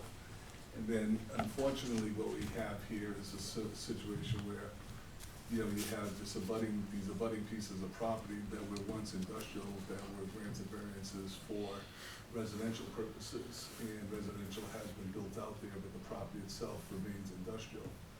And the way I look at this where we are now is that this is probably a much less egregious use that could occur there, as opposed to putting an 80-foot industrial building, which would have a much more negative impact on the surrounding areas, and it could be done by right. Again, when I look at the totality of the situation, you have some passive use of the property with regard to the solar fields. You have the building activities that are taking place now that that hopefully are not too problematic to the abutting neighborhoods, but that building was there prior to the neighborhoods being built. And now with the billboard going up to a higher level and also offering some billboard space to the community for PSAs and other types of activities, I think it's actually a win-win for everyone in the area. I guess, at the end of the day, if this is not granted, they could just go back to a 35-foot billboard, but I don't think that would be as helpful to that community or the abutting residential community as the one that would be higher. So that's all I have to say. Thank you. Very good, thank you, Ken. Just for clarity, it is not strictly for community service. It will also be a commercial billboard, correct? It is. Okay. It is, Mr. Chairman. But if there's an Amber Alert, it's available. If there's something great happening in the city, it's available. There's also a 7% usage mandated by the state Yeah. for what we call PSAs, like seat belts, drunken drive, and the things you see on the highway boards. The Amber Alerts are exempt from that. What we do in a lot of, like in Marshfield, for instance, the police department can take over the billboard with a laptop. All right. Fall River has not done that yet. Ken, could you look at it now? All right, anybody else to speak in favor of the petition? Anybody here to speak in opposition to the petition? Here. Sir. My name is Maurice Gauthier. I own the property at 73 Daisy Lane. Nobody has said that if the sign stays at 35, at its current approved level, with some pruning of trees, that it wouldn't be perfectly visible to traffic going along 24, north and south. That they'll have ample opportunity to see the sign, to understand its message, and go on their way. So what's the point of going from 35 to 75? It's to increase the interim that people will have to notice the sign. And that's gonna loom over everybody around, including those on Daisy Lane. Now, motorists going along, it's an interim, a small bit of time when they look at it. Daisy Lane and the people around, it's gonna be always, it's gonna be looming over us, and it's going to have an adverse impact on our way of life. There's no question about that. So, what are we talking about here? We're not talking about protecting the neighborhood. We're not talking about a couple of trees that might have to be knocked down. We're talking about making more money here. That's what we're talking about. And I can tell you, 73 Daisy Lane is not going to be as adversely impacted at 35 feet than 75 feet. There's no question about that. Thank you. Thank you. Members of the board, my name is Peter Gothier. I live at 73 Daisy Lane. There was a few things that I picked up on. The grade level of 24 is at least 6 feet below the grade of where this site is. 35 feet, like when I first came in, looking at the plans, when they first proposed, businesses are entitled to advertise their company, no problem. When you go down 24, 24 South in particular here, you go around this corner, all the signs are all at tree level. The only time you're gonna see that they're above the tree level is at the junctions, at an on-ramp or an off-ramp. If you go over there to Aldi's, it looks terrible. And you see this giant, huge sign, it looks gross. For me, it's gonna impact my household at 35 feet or 75 feet. The light is gonna come into the house, it's gonna blind motorists coming down the street, and if you're in your car, you're going down, and you look at a sign, you're looking out your window. If you're gonna do 75 feet, you gotta look up now. So it's gonna distract more motorists. There is so many accidents over here on 24. I get to hear them, see them all the time. It costs the city, I'm sure, lots of resources to come and send fire department, the state police. Rhode Island has to come down sometimes. You're not gonna see a reduction in accidents with the sign. Thank you.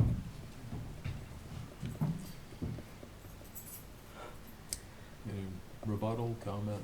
Well, I would say there is no increase in accidents with billboards. There's been many, many studies on that. You can look at the National Highway Safety Statistics, and there are no 75-foot billboards on on-ramps because they're not allowed within 500 feet of an on-ramp. So there are many regulations at the state level that govern that. Honestly, here, the billboard is worth no more money at 75 feet than it's worth at 35 feet. Billboards have a 500-foot look, and that's it.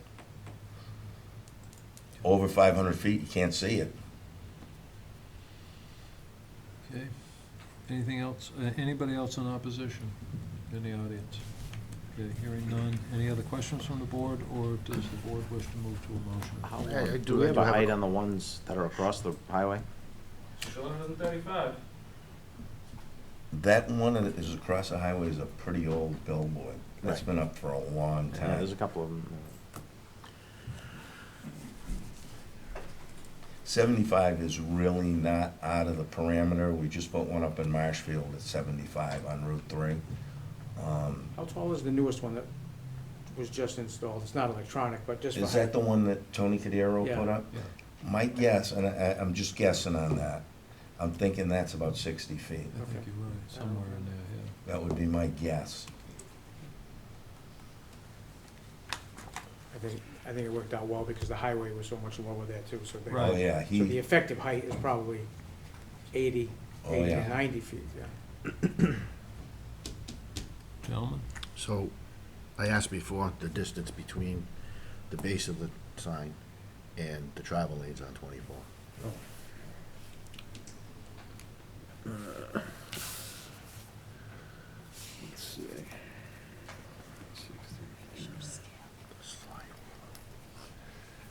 forgive my rudimentary scale.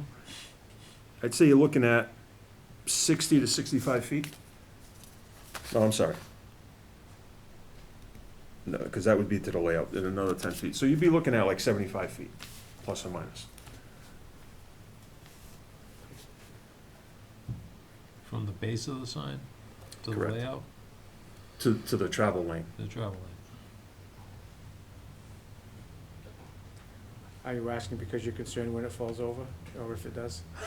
You have to ask that Well, question. no, I mean, we had the same Well, conversation for the cell tower on the other side. Exactly, Yeah, yeah, right, yeah. right opposite, right. But it's, I mean, it's a lot higher, so it's gonna pick up a lot more wind. Any other questions? And you mentioned something about you would have to cut down less trees. Yeah, it's all cut down. Well, obviously you'd have to cut down less because you're up a little higher, so some of the lower trees that are in front of the board, we wouldn't cut. And we usually try, and this is not us, this is also the state, they want to save as many trees as possible. And that really has to do with the noise from the highway, the buffer zone. Yeah, no, again, it just seems like that whole area is lower already anyways than I think it is pretty low. tree-wise. I don't think we'd have to I cut think they probably many. did that for the solar panels already. Yeah, I don't think we'd have to cut many at 35 either, but I would assume that we'd have to cut less, being up a little higher. Now, will the state allow you to trim trees within the layout on the approach? They as do. well? Okay. They allow you to trim trees, because they allow the billboards. There's a permitting fee every year for a billboard. Yep. A digital is 2,000 each side. Yep. And I think in Massachusetts, I just read that there's 370 digitals. So it's a significant revenue Yeah. raiser. But even on the approaching trees, there should be less clearing than what would need to be Yes. done for the 35. Yes, because out on the V, Yeah. when the arborist comes out, they draw a line Sure. to where your sight lines are. Yeah. You actually have to have the billboard up before you can cut a tree. Really? Yeah, so they don't let you do the clearing first? You can't, when the state does something, they just clear cut everything. But you can't do that. Okay. Yeah, there was a big controversy about that on the Cape a few years ago. Mr. Chairman, I move approval of the variance. We have a motion for approval. Do we have a second? Second. Second by Ricky Sahadi. Discussion on the motion. On the motion, John Frank, Yes. James Calkins, Yes. Dan DePere, Yes. Ricky Sahadi. Yes. And Chairman Prairie, yes. Thank you. Thank you. Drive fast, Ken. Item number 05, Chris Manjan, 301 America Street, map E08, lot 11. The applicant seeks a special permit to allow the expansion of a pre-existing non-conforming lot coverage on the lot from 28% to 60% to install an asphalt parking area to the west side of the building. The property is located in an R8 single-family zoning district, and this is continued from or tabled from the June 20th, 2024 meeting. Good evening. For the record, Jeff Tolman from Northeast Engineers and Consultants. This property may look familiar to you. There was an application that was filed on this several months ago. That petition was to divide the property and construct a single-family dwelling on the east side of the existing two-family dwelling. That petition was withdrawn without prejudice prior to any action by the board. So what had happened since that time, and I prepared that plan that was presented to the board by Attorney Kaloran. Since then, the applicant had reached out to me. I believe he started doing some work on installing a driveway without knowing that he needed a permit to do it. Once he found that out, he approached me to prepare a site plan for this particular installation of the driveway.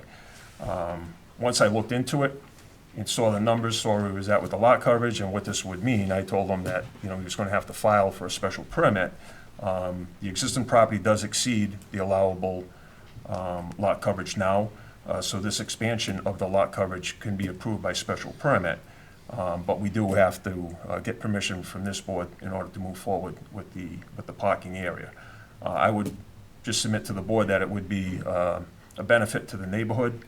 You know, you may lose one on-street parking spot with the installation of the driveway, but you're gonna gain 4 off-site, or off-street parking spots on the property, which would be 2 per unit for the existing two-family on the existing two-family structure on the property. With that, I'd be happy to answer any questions. What's the parking situation now? Is it strictly the one-stall garage and on-street, or? It's basically on-street. I don't believe the one stall is even used for parking. I think it's more storage at this point. I think the residents of the dwelling park on the street. Okay. So we'd get 4 cars off the street, potentially. Engineering? I'm good with it. Site plan review and, Yeah, yeah. you know, stormwater management design will offset any increase in lot coverage. Because we want to make sure, and it seems offset enough from the down gradient of butter that we have the ability to make sure that they are not impacted, specifically the house at 277. So through site plan review, we can make sure that there's no detrimental effect with regards to runoff. Okay. Any other members of the board questions? When I drove by, there were a bunch of business trucks out there, and I was in panic that this was gonna become a parking lot for some business, but I think they were just working in the area. I can't remember the name of the business, but it did have a Fall River phone number on the side of the truck. All right, nothing else from the board? Anybody here wish to speak in favor of the petition? Anyone to speak in opposition to the petition? Yes. So. Please identify yourself and address, please. Lisa Mathias, I'm sorry, I have double ear infection, I can barely hear. I live on 277 America Street, Okay. and this has just been an ongoing issue from day one. The man that bought the property next door sells real estate, and is clearly hiding under an LLC umbrella for deviant behavior. So you've called the police, obviously. Huh? Have you called the police? Have I called the police? Yes. I called the police on, no, I mean, the deviant's on an LLC. You can't hide under that umbrella. How is he hiding? You can, meaning using the, I'm sorry, I'm really not feeling well. I am a tax consultant, an advisor, and a preparer. And you can't hide under an LLC to get away with things. And if you're selling real estate, I think you know that when you're putting an egress on the house, you need a permit. When you bust up the sidewalk and leave it there for months, you know that's not appropriate. But this property isn't owned by an LLC, it's owned by It's an Christopher individual. Mungin personally. It's not an LLC, he's No, not it's under the not an LLC LLC. umbrella? No, No. it's him personally. Okay, but he sells real estate and, you know, anyhow, yes, in fact, there are a bunch of, every day, I don't believe there's any more work being done on the house, but it's a fleet of commercial vehicles, and that's what this parking lot is going to be for. There are no cars. There might be a commercial truck pickup, but there are those big white commercial, big van, gigantic things lined up. Yeah, well, this board has the ability to condition this, that only residents of this building can use that facility. Once that's locked in place, then the building department has the ability for enforcement if someone else is parking there beyond that. So that can be handled by a condition of this board, that these 4 spaces are to be dedicated for the residents of this building only. No parking of commercial vehicles. They can put any type of condition they want to satisfy your concerns with regards to who may be in there now. And again, are they construction vehicles for the construction activity taking place? That we don't know. You must know better than we do, you know, about who's parking there. But that can be handled, and you can be assured that you could have some level of protection about who's parking there. That's not considered, like, with that many commercial vehicles, it's not considered like like commercial zoning or? Well, that's what we're getting to. They're not requesting to build a parking lot for commercial vehicles. They're requesting to build a parking lot for 4 residential spaces for the occupants of this house. And that will be conditioned in this approval. And that runs with this piece of land. So he will not be able to have commercial vehicles parked there. If that satisfies your concern with that, I think it would satisfy me. This almost locks them in and precludes them from having commercial vehicles there. So this would actually be a benefit to you, of this getting this formal approval and having this recorded at the Registry of Deeds, that the building inspector could then have the enforcement ability to make sure no one is using that. Right, but my concern as well is that the things that have been happening, like we'll start construction on a Friday night and Yeah. end it on a Sunday afternoon because none of you guys can be contacted. Well, have you called the building department about this? Because these are all building department Oh, yeah. concerns, and Yeah. they haven't addressed it? Yeah, well, I called once and they said they didn't need, for an egress, you didn't need a Permit? permit. Okay. And then I talked to Linda and she's like, that's absolutely not true. Linda who? Linda Prara. Oh. And she says, absolutely not true. It's just, you need, I mean, I couldn't, when I built my house, I couldn't put a fireplace on my house because it went out 2 feet. Right. Too much.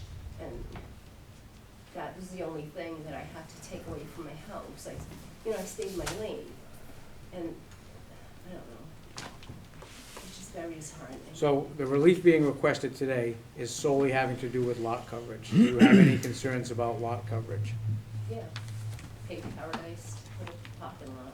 We need a parking lot on that street, because that's a parking lot. Well, the zoning requirement is to have 4 parking spaces for a 2-family house. So this would finally make that right. Hmm?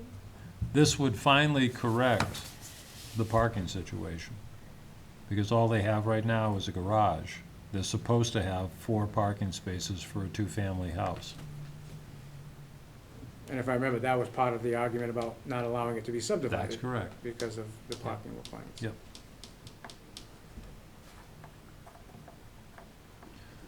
I think it was overall too tiny.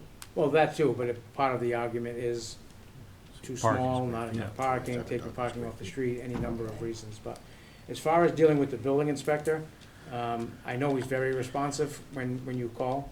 Asked to speak with Glenn Hathaway specifically, if you have problems, complaints. He's in charge of code enforcement, so if someone's not following the rules of the city as far as building goes, he's the one that has the authority to go in. Well, it was a and lady resolve. that had told me on the phone, it was a lady that. Well, there are a number of women that answer the Yep. phone, but yeah. I'm not looking to tell on anybody, Okay. but it wasn't Glenn But that's how you get it resolved, is by speaking to him and have him look into it, so. Okay, thank you. Anyone else wishing to speak in I opposition? just have this as well, I don't know Oh, if this means fine. anything.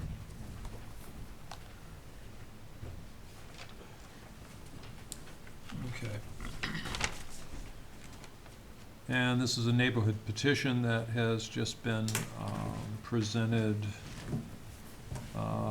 We, the neighbors, abutters of 301 America Street, Fall River, Mass., do hereby disapprove of the special permit request by Chris Mongian to allow expansion of a pre-existing non-conforming lot coverage on the lot from 28 to 60% to install an asphalt parking lot area to the west side of the building. The property is located in an R8 single-family zoning district. The approval will result in a high negative environmental impact on abutters' personal properties. And there are 1, 2, 3, 4, 5, 6, 7, 8, 9 signatories on this, and they're all from the neighborhood, according to the addresses given.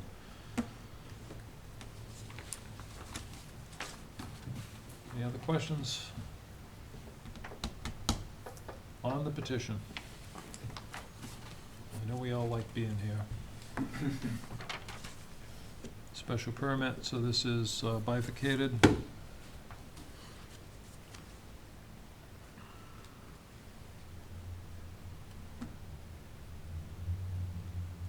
Mr. Chairman, I would make the motion that it is not substantially more detrimental to the neighborhood. Okay. Motion, do we have a second? Second. Motion and second. John beat you to the punch, Dan. Yes, he did. On the motion, John Frank, Yes. Jim Calkins, Yes. Dan DePere, Yes.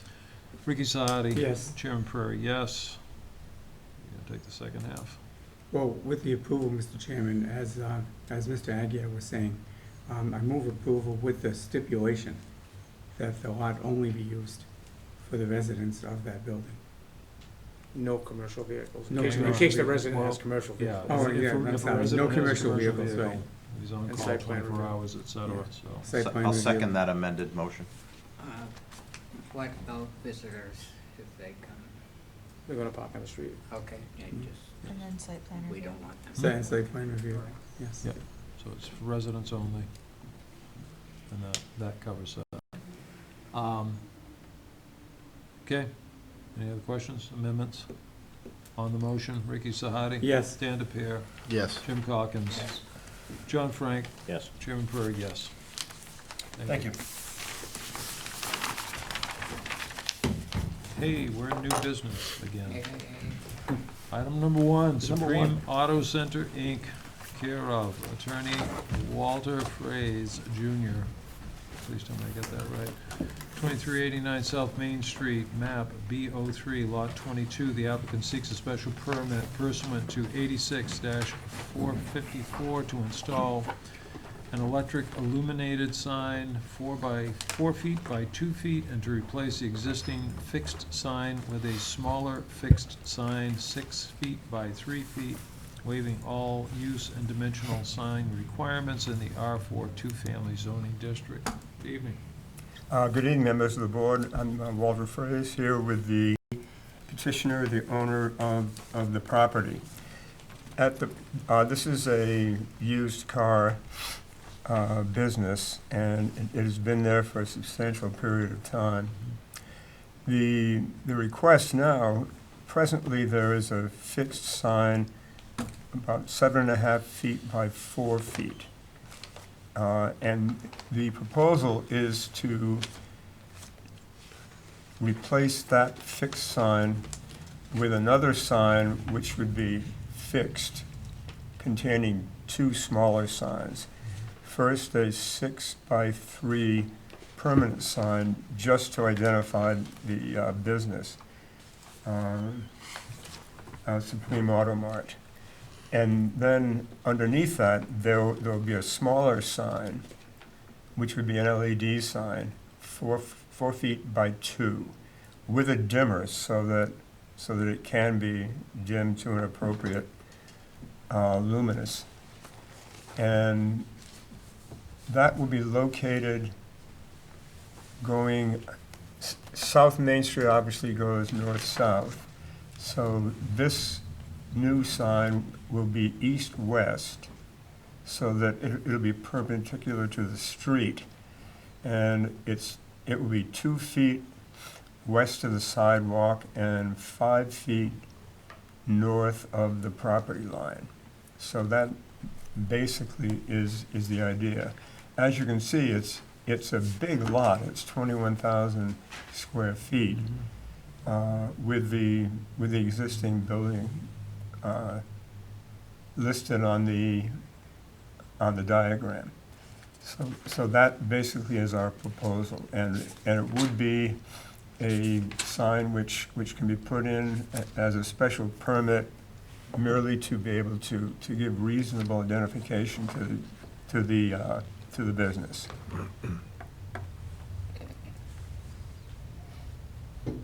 And the lighted sign would operate 24 hours a day?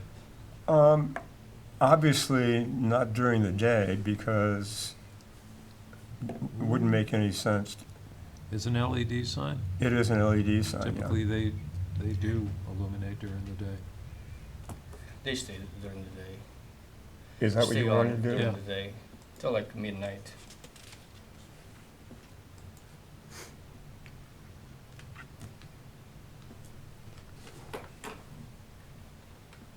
What's this? questions from the board?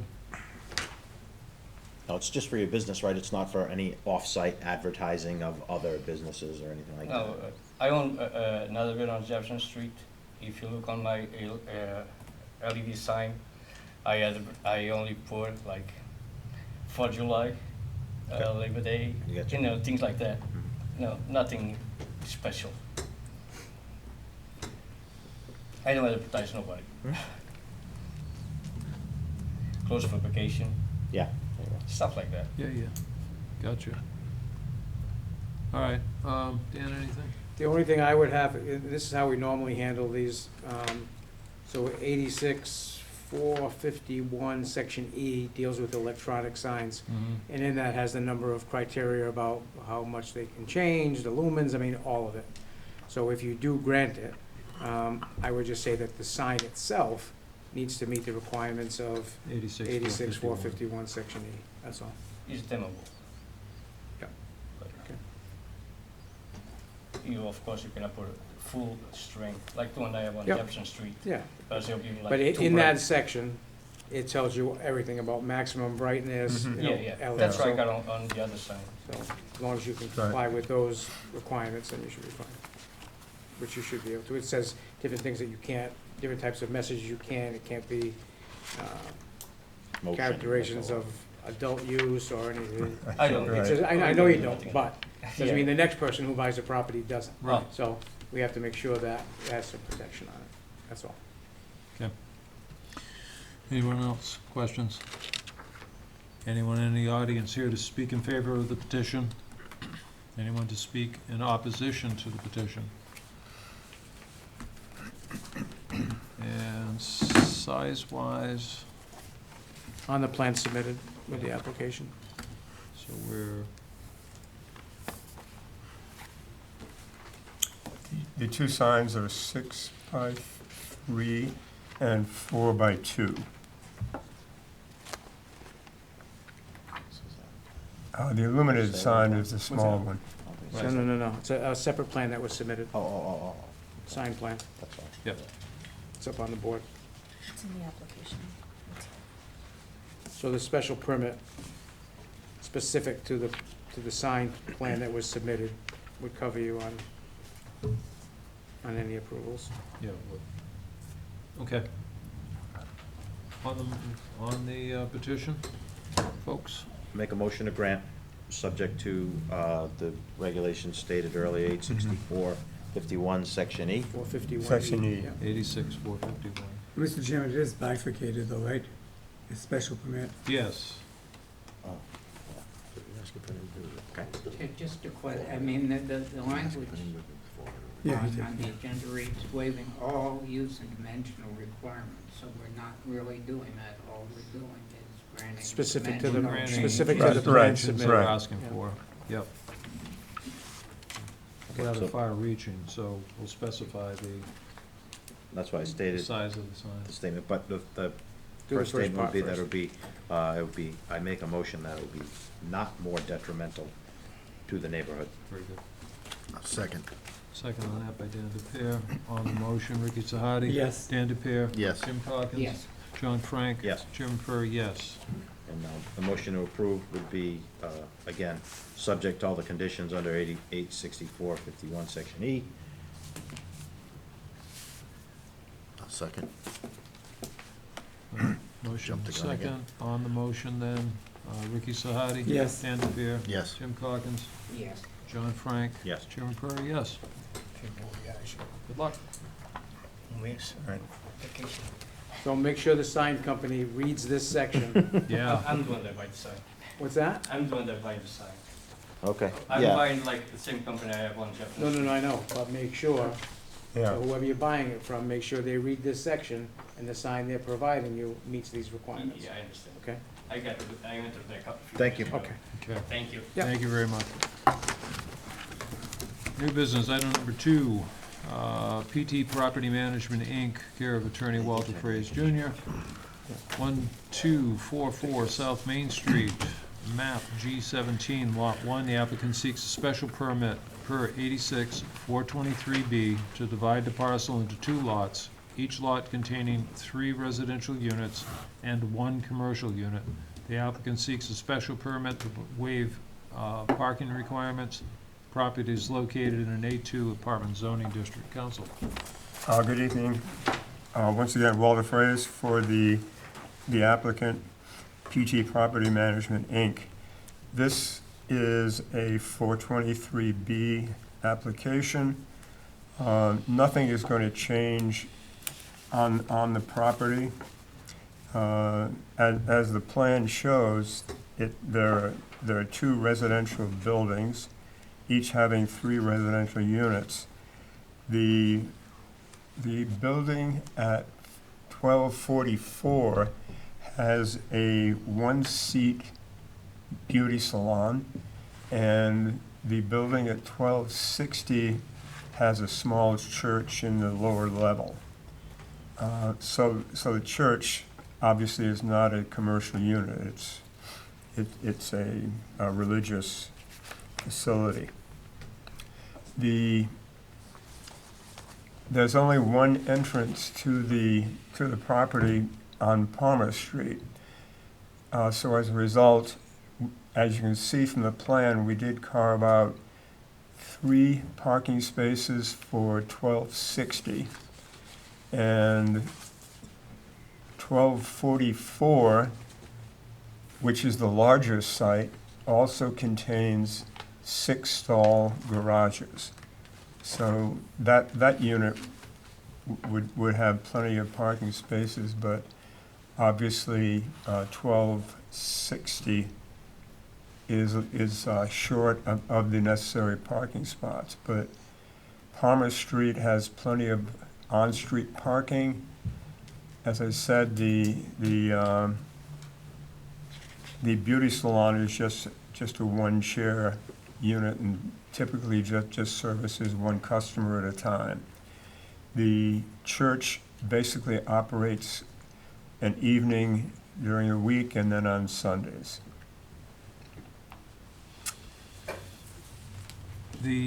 Just curious, the 6-stall garage at the rear of that lot, is that parking used for the tenants, or is that rented out like a lot of these other garages are? It's used for the tenants. Okay.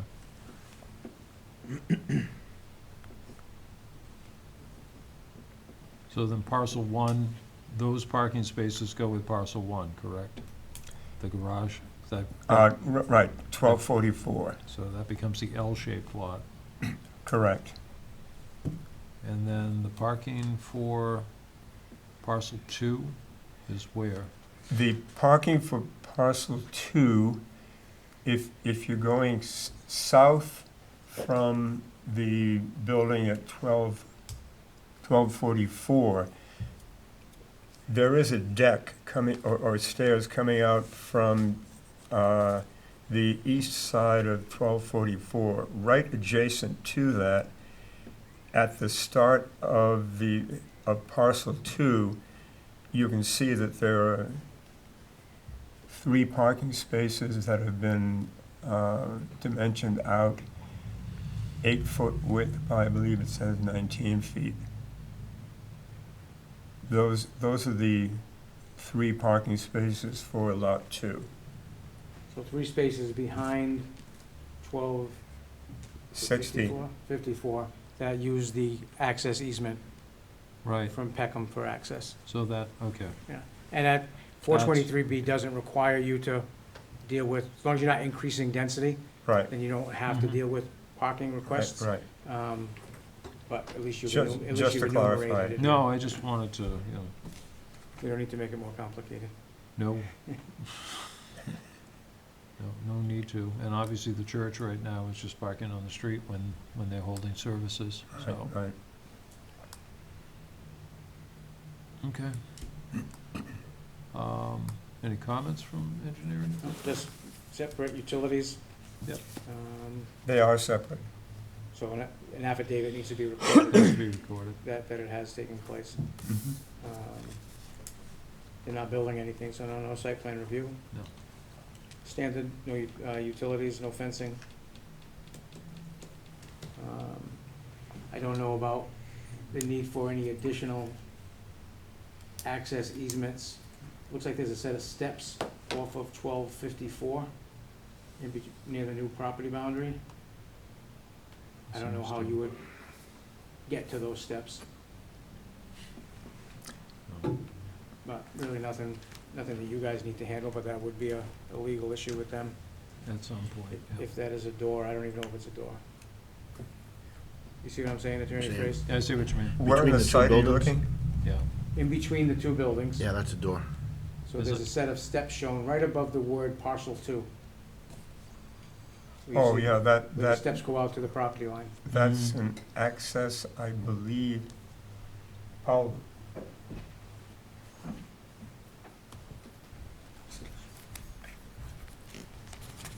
Is it intended to have an access easement to allow them to get there as well? Then you would just have to put that on the A&R plan. That would have to be extended, yeah. let me check on that. That is an entrance. It is? Yeah. Those are decks.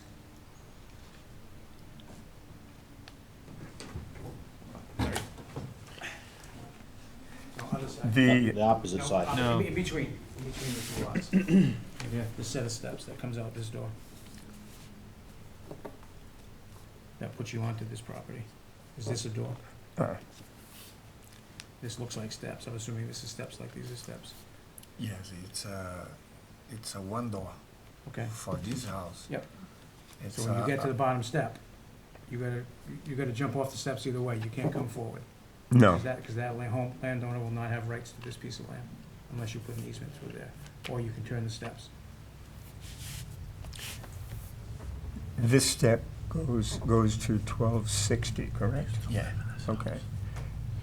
Is there access from this area as well? Aqui tem uma entrada aqui. No, E here. essa aqui é a outra entrada. Okay, this is the second entry to the building at 1260. Which building is 1260? Essa é a primeira, essa aqui. The one, 1254 or 1244 is 1260? 1254. 1244 is on top. Yep. 1260 is the, I'm missing 1260. I see 1254. Right. oh, I'm sorry. There's no I 1260, yeah. I thought it was 1260, okay, No. 1254. 40. So that's the parcel that has the steps. That's the second access to that building. So effectively, you've blocked it off now. I mean, there's no separation, there is a separation on paper. So in order to Estão access, separados. that, you either have to turn it. Estão separados. No, they have been separated. Mr. Tellis is the owner of the property. Okay.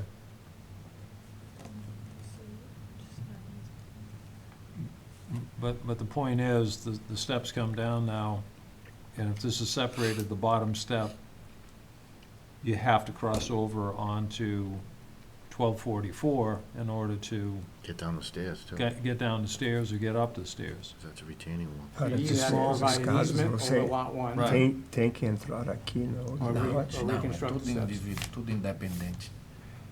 No, Mr. Tellis is saying, he doesn't speak English. Okay. So what he's saying is that the staircase ends still within 1254, correct? Yeah. Yeah. Right, so you can't get off the stairs unless you go off the sides of the stairs, correct? Maybe the plan may not be correct. What he is saying is that, He's saying it ends. What he's at saying the- is he doesn't know where the new property line is gonna be unless you look at the plan done by your land surveyor that Ah. shows it's at the bottom step. okay, So I can only go by the plan that you submitted. And again, has no bearing on this board. yeah. But Right. you're gonna have an issue with needing an easement if you convey Someday, this someday you're parcel. gonna sell this property, Mm-hmm, one or the other, and that's gonna be a problem. okay. Okay, we can deal with that.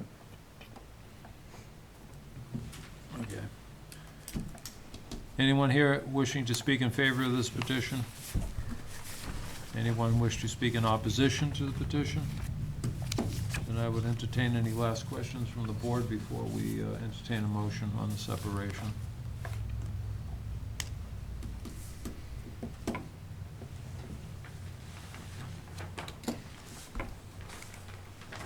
grant the, Bifurcated.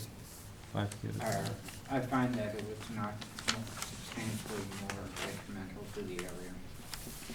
A second. Second on that by Dan DePere. On the motion, John Frank? Yes. Jim Calkins? Yes. Dan DePere? Yes. Ricky Sahadi? Yes. And Chairman Prairie, yes. And then on the motion to grant, I move that we grant this special permit conditioned upon that no fencing or other barriers be placed along the division line. Oh, yeah, it's a That mess. a, No, but here, but then when you go up the street. The more east- clearly marked Renovation to that. boundary markers be installed. we have to record the separation of And, utilities. utilities that has taken place be recorded with the deeds. And you're gonna have to record that easement. Somebody demanded an easement, that's their issue. That's not within our purview. It's not is within it? our purview, but Yeah, it's it's certainly a not within- recommendation, yeah. so. It will be dealt with during Yeah, You can't, yeah. can't come off here. Okay. Right, but I mean, that's their problem. That's not Do we within. have a motion? Do we have a second? Second. Then on the motion, Ricky Sahadi? Yes. Dan DePere? Yes. Those stairs, Sean? Jim Hawkins? Yes. John Frank? Yes. Sharon Prairie, yes. Thank you. Thank you, council. Have a good evening. Item number 3. Poor Ken never thought this was gonna happen. Kenneth Pacheco, General Carpentry, Inc. Let's be quick. 977 Bay Street, map H18, lot 26. The applicant seeks a variance to construct a single-family dwelling in a WTOD waterfront and transit-oriented development zoning district, as per submitted plans. I'm gonna make this, make it quick. I'm gonna give you one presentation for 3 applications. Get you back on track here. For the record, Jeff Tallman from Northeast Engineering and Consultants. Along with me is Ken Pacheco from Kenneth Pacheco General Carpentry, Inc. So what we're looking to do is simply reinstate a relief that was granted previously that had lapsed. It was a misunderstanding on our part. We thought that the variance had been acted upon when this property was cut out of the Mount Hope condominium property and these 3 lots were created. I don't know if you recall, originally, this was part of that property, these lots were cut out, a variance was granted to allow the construction of single-family dwellings on these 3 lots, which are in the WTOD. Again, so what happened is the property, once the variance was granted, we prepared the A&R plan, which took some time, submitted that. The property was then transferred from the condominium association to Mr. Pacheco, and then we had filed site plans to start building here. And by the time we got through the site plan review process, or towards the end of it, it was brought to our attention that the original variance had lapsed. So here we are back before you to reinstate variance that was previously granted. So just to be quick, board members, this is not a petition to subdivide. Correct, yeah. This is strictly to construct a single-family home in a WTOD zoning district. Yep, Complying with all dimensional regulations of the Site plan district. review is complete. This is, yep. Okay, so site plan is done. yes. Okay, and I do remember this one, when this came out, so. That was We my, separated these 3 lots out. that was my first zoning board meeting ever. Was it? Yeah, it was. Okay, there you go. See, you remember. Memories. Okay. We do have to take them separately, which is fine. Are there questions from the board? I think everybody except Ricky was here at the time. So When everybody was should this? remember this. Were you already up? I was here. You were an I alternate? was here, yeah. You were an alternate. But I was here. All right. No questions from the board? We all remember it. Anybody here to speak in favor? Anybody here to speak in opposition? I'm looking at you. You're the only one left. I just have a question, that's all. All right, then on the matter of 977 Bay Street, which is the first one that happens to be on the list, and we'll have to call them all out. This is for this is a variance we've already handed out. It has expired. I would take a motion on the variance. Mr. Chair, she said she had a question. Oh, yes, Yeah. sorry. Oh, if you could please tell me which house, first house, what number that is. I'm assuming it's 1001. This is Yeah. 1001. 1001, Yes, yeah. This is 989, and this is 977. And to the left, as I can see, that is the driveways. Just trying to figure out where the cut in the street will be. The driveways, I'm sorry, the driveways aren't shown on the plan, but they will be in front of the dwellings? Yep. I believe they're slightly to the right So as far as Moss side. Place, I'm on the corner of Bay and Moss Place. Yes. I'm just trying to figure out how I'm gonna be affected, because as it is, I don't have any parking because I have a bus stop in front of my house. And I have a fire hydrant in front of my house. And you can't park on the left side because that's where all the accidents happen. So I'm trying to figure out how many spaces are gonna be lost. in Which front house of is yours? houses. Yeah, I'm Yeah, sorry. I I didn't apologize. get your Can number. you just state your name? Oh, sorry, it's on Farias. But what I number? own the property at 1008 Bay Street, and I'm in a butter of Moss Place.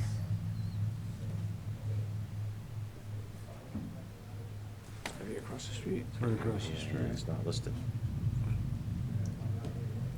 So you've got your further, I'm right there. This on the one? corner. Tavares?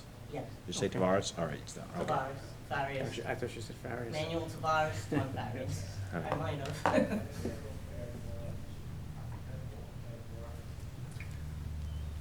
So, I mean, for each home, there'll be 16 feet of curb removed, right? If I remember correctly, Jeff, on the site Yes, plan? yes. So in front of each home, theoretically, dimensionally, one space in front of each house, Okay. so that they can provide 2 parking spaces on their property. So Gotcha. there shouldn't be a need to park on the street. Gotcha. Thank you. And they're not asking for any waivers about parking. Right. Does that answer your question? It does, thank you. Okay, thank you. I move approval of the variance as submitted. Second. That's a variance on 977. Yes. Made and seconded. On the motion, Ricky Sahadi. Yes. Dan DePere. Yes. Jim Calkins. Yes. John Frank. Yes. Chairman Pereira, yes. The Mr. second. Chairman, on 989, I move approval. You get to read it. I have to read it. Okay, It's the rules.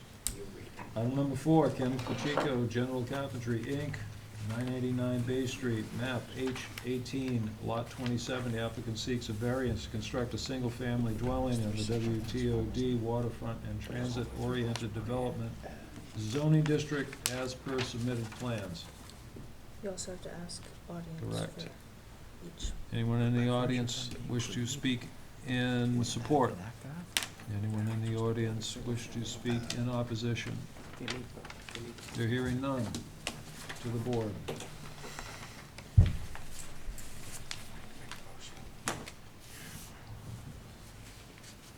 Make a motion to grant Thank you. the variance. Do we have a second? Joe Biden. Second. Second. On the motion, John Frank. Yes. Jim Calkins. Yes. Dan DePere. Yes. Ricky Sahadi. Yes. And Chairman Prairie, yes. Item number 5, Kenneth Pacheco, General Carpentry, Inc., 1001 Bay Street, map H18, lot 28. The applicant seeks a variance to construct a single-family dwelling in a WTOD waterfront and transit-oriented development zoning district as per submitted plans. Anyone in the audience wish to speak in favor? Anyone wish to speak in opposition? Take a motion. Make a motion to grant? Motion to grant, second please. Second. Guys are getting tired. On the motion, John Frank. Yes. Jim Calkins. Yes. Dan DePere. Yes. Ricky Sahadi. Yes. Chairman Prairie, yes. Thank you. Kenny, build them. Thank Go. you. I know. Good night. Have a great night. Thank you. Not that Thank you. bad. It's only 8:30, right? All right. Could be worse. Boom. Let's take, well, we can do discussion first. We had started a discussion regarding the, We have someone in the audience, I don't know if they're here for an are matter. you here for public. Well- I don't see Peter Solino here, or Jeff, the engineer, but it was for 522 Broadway Street. Did that go through already or no? 520, yeah, that one's done. It did. That's done? That's That's done. approved or no? Yeah, they're going, Yeah. that was Jeff. Oh, I'm Coleman sorry. Right there. That was did it. Jeff who just walked out with the. They took it out of Tall order. guy's Jeff. Yeah. They took it out of order. The tall Took all man. Peter's first, because he had to get to Swansea. Get it? Sounds good, thank All right, you. good to see ya. The tall man. The tall man, oh, No, see, she's getting tired. She's getting, you we're know. all getting punchy. Yeah. It was approved, right? Yeah. Yes. Granted with conditions. That's all we took 4 votes on. Yeah.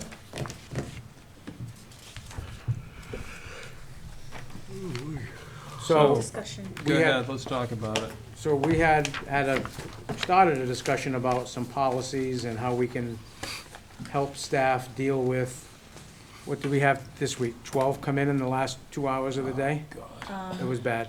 It was Probably the worst ever. 10 came in within the last 2 hours. Yeah. So one, we want to handle that. So item number one, you'll see in the little handout that you guys have, has to do with filing deadlines. And my recommendation, as we had discussed at that day, was that the filing deadline should be noon on the regularly published date that we already have published. That is a document that the clerk takes in, that's a living document that we can't change.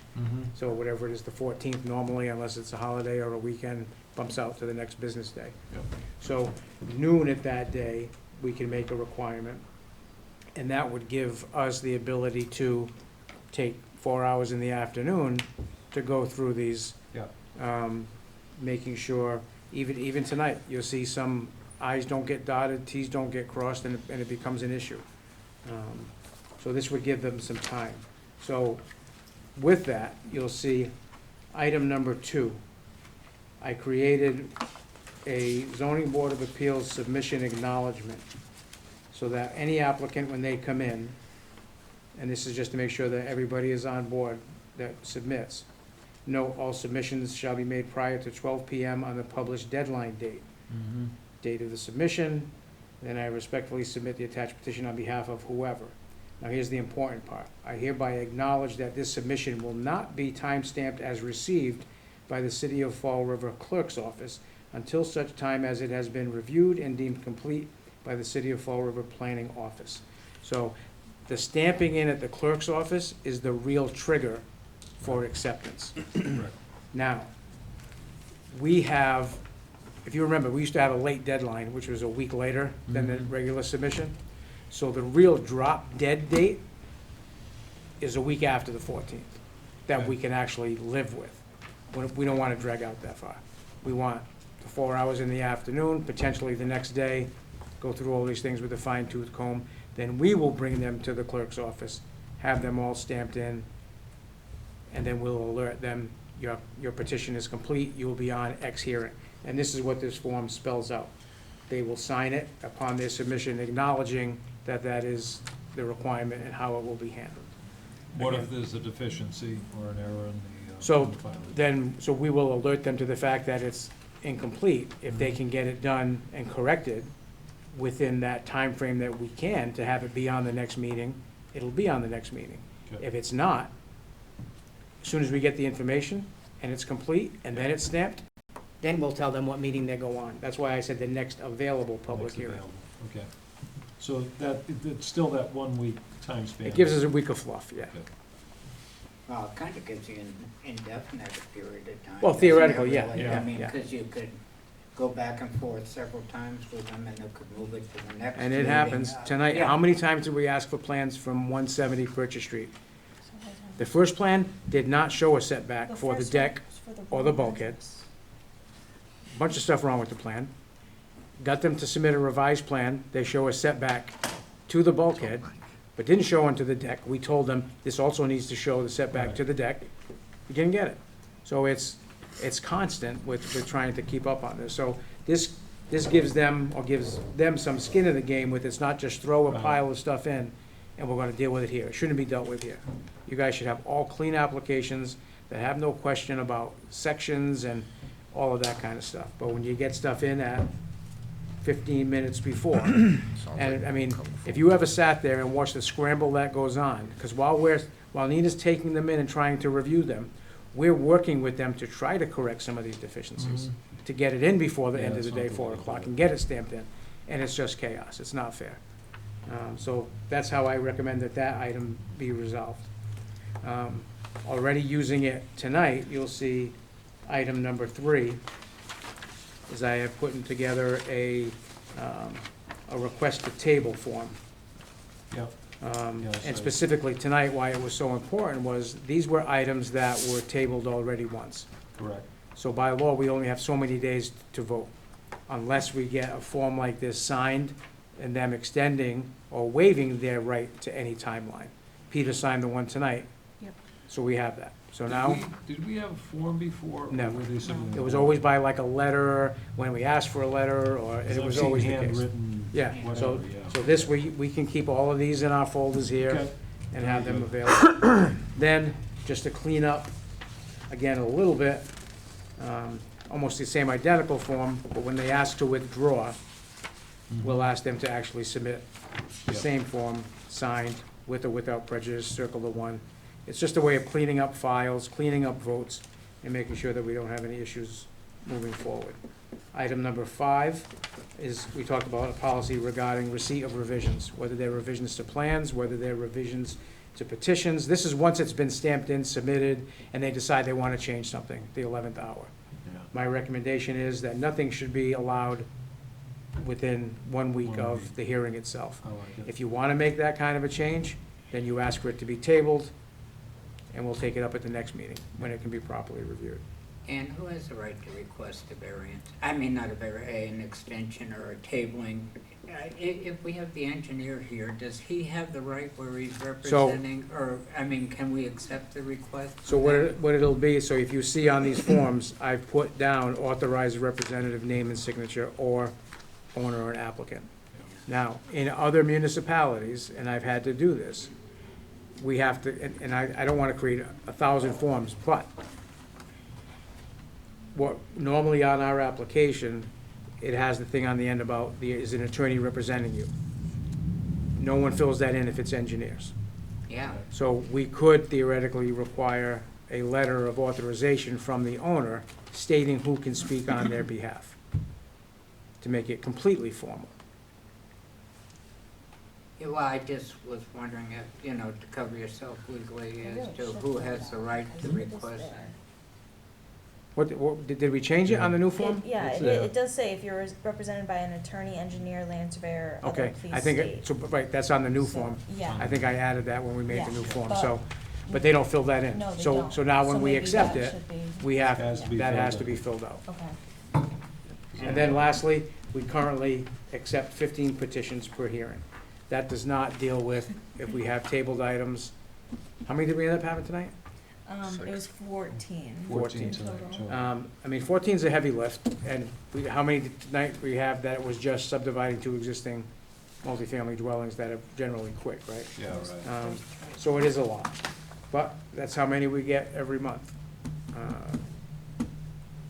So it's up to you, whether or not you want to keep that at 15 or change that, or, that's up to you.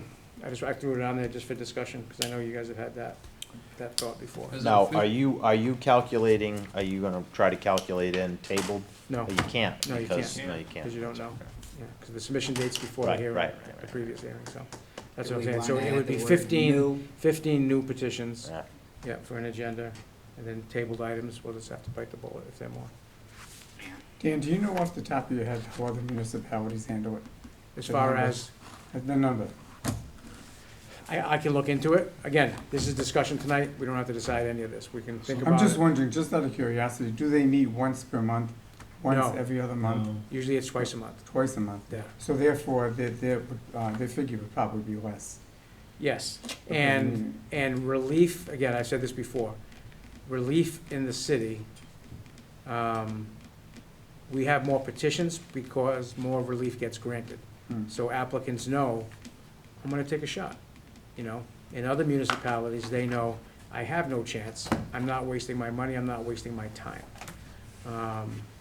So that factors into it as well. So I would offer to say, I cannot imagine that there would be municipalities that have 15 items per meeting. Again, factoring in, a lot of them have 2 meetings per month. Most municipalities, the vote isn't even at the first meeting. Right. Most petitions get tabled. Mm. Conversation, ask for more information, blah, blah, blah, they come back, so, and that's, Well, and But that's we not- would have that more frequently if you guys weren't digging through the petitions. There are some towns that are taking these over, doing a cursory, and I've been on the other side of the table yeah. a lot longer than I've been on this side of the table. That they come in and all of a sudden, the night of the hearing, it's like, oh, well, gee. Yeah. You know, can you Yep. come back? Can Right. you change this? And, you know, and it's. But like it's- even it's- tonight, you'll see, and again, I was just as guilty as everybody else. You know what the applicant wants, and you start there. And then it's a negotiation, right? Shouldn't it be a negotiation? Like John tonight voted no against tabling. I'm assuming it was because he anticipated or would have just liked to deny the project. I'm assuming. Mhm. So that's why I asked Attorney Salino, decide what you want to do. Is it withdraw? Is it table? Or do you want to vote? Would I be, Yeah, he knew he was, yeah. I Yeah. mean, what I'd be curious, Dan, is when you check into this, municipalities that do meet just once per month, I'd like to know what their limit is, Okay, if you possibly could. yep, okay. And that's gonna vary widely. There's gonna be, you know, a smaller town. Yeah, well, I mean, Oh, I'll report similar, it, like and- a and New you weigh on it. Bedford You look and, at, you know, New Bedford. Taunton. New Bedford is extremely difficult. So even to get on an agenda, it's probably a 3-month process before you're even put on an agenda. Really? You submit generally what you want to do, and the building department there provides 10, 12-page zoning report of what relief you need. They tell you specifically everything that you need, make sure, you know, so it's handled differently. You have a town like Seacon, for instance, where every section of relief, and we talked about this when we did fees, every specific section of relief, right-hand sideline, that's one variance. Submit it, pay your fee. Left side sideline, same building, separate variance. I mean, every front yard, they're all separate petitions, all separate discussions, which is just insane. That is insane. Yeah, that is the worst I've seen, and that's in Seacon. But it does, I will tell you, the term waiver of dimensional requirements is like sand in my bathing suit. Yep, yeah. It's a variance, it's a variance, it's a variance. And I remember, you know, something in my own neighborhood many years ago, and I'm sitting there going, it's a variance, it's a waiver. I said, it's a variance. Yeah. Read Massachusetts general Yeah. law, it's a variance. And, you know. So why don't we think haven't about handled it these that way. things? In the meantime, And this can definitely be a fluid process, because if you find out something isn't working, it needs to be Yeah, of course, adjusted, we yeah. could, okay. yeah. I But guess if my point there is, it is doesn't a- have to go in front of council to change any kind of, we don't have to. But okay. it It's should just be, operational it should just be voted. SOP. When we decide, deadline is gonna be noon. Yeah. You guys should, Okay. you guys should vote these things. Yeah.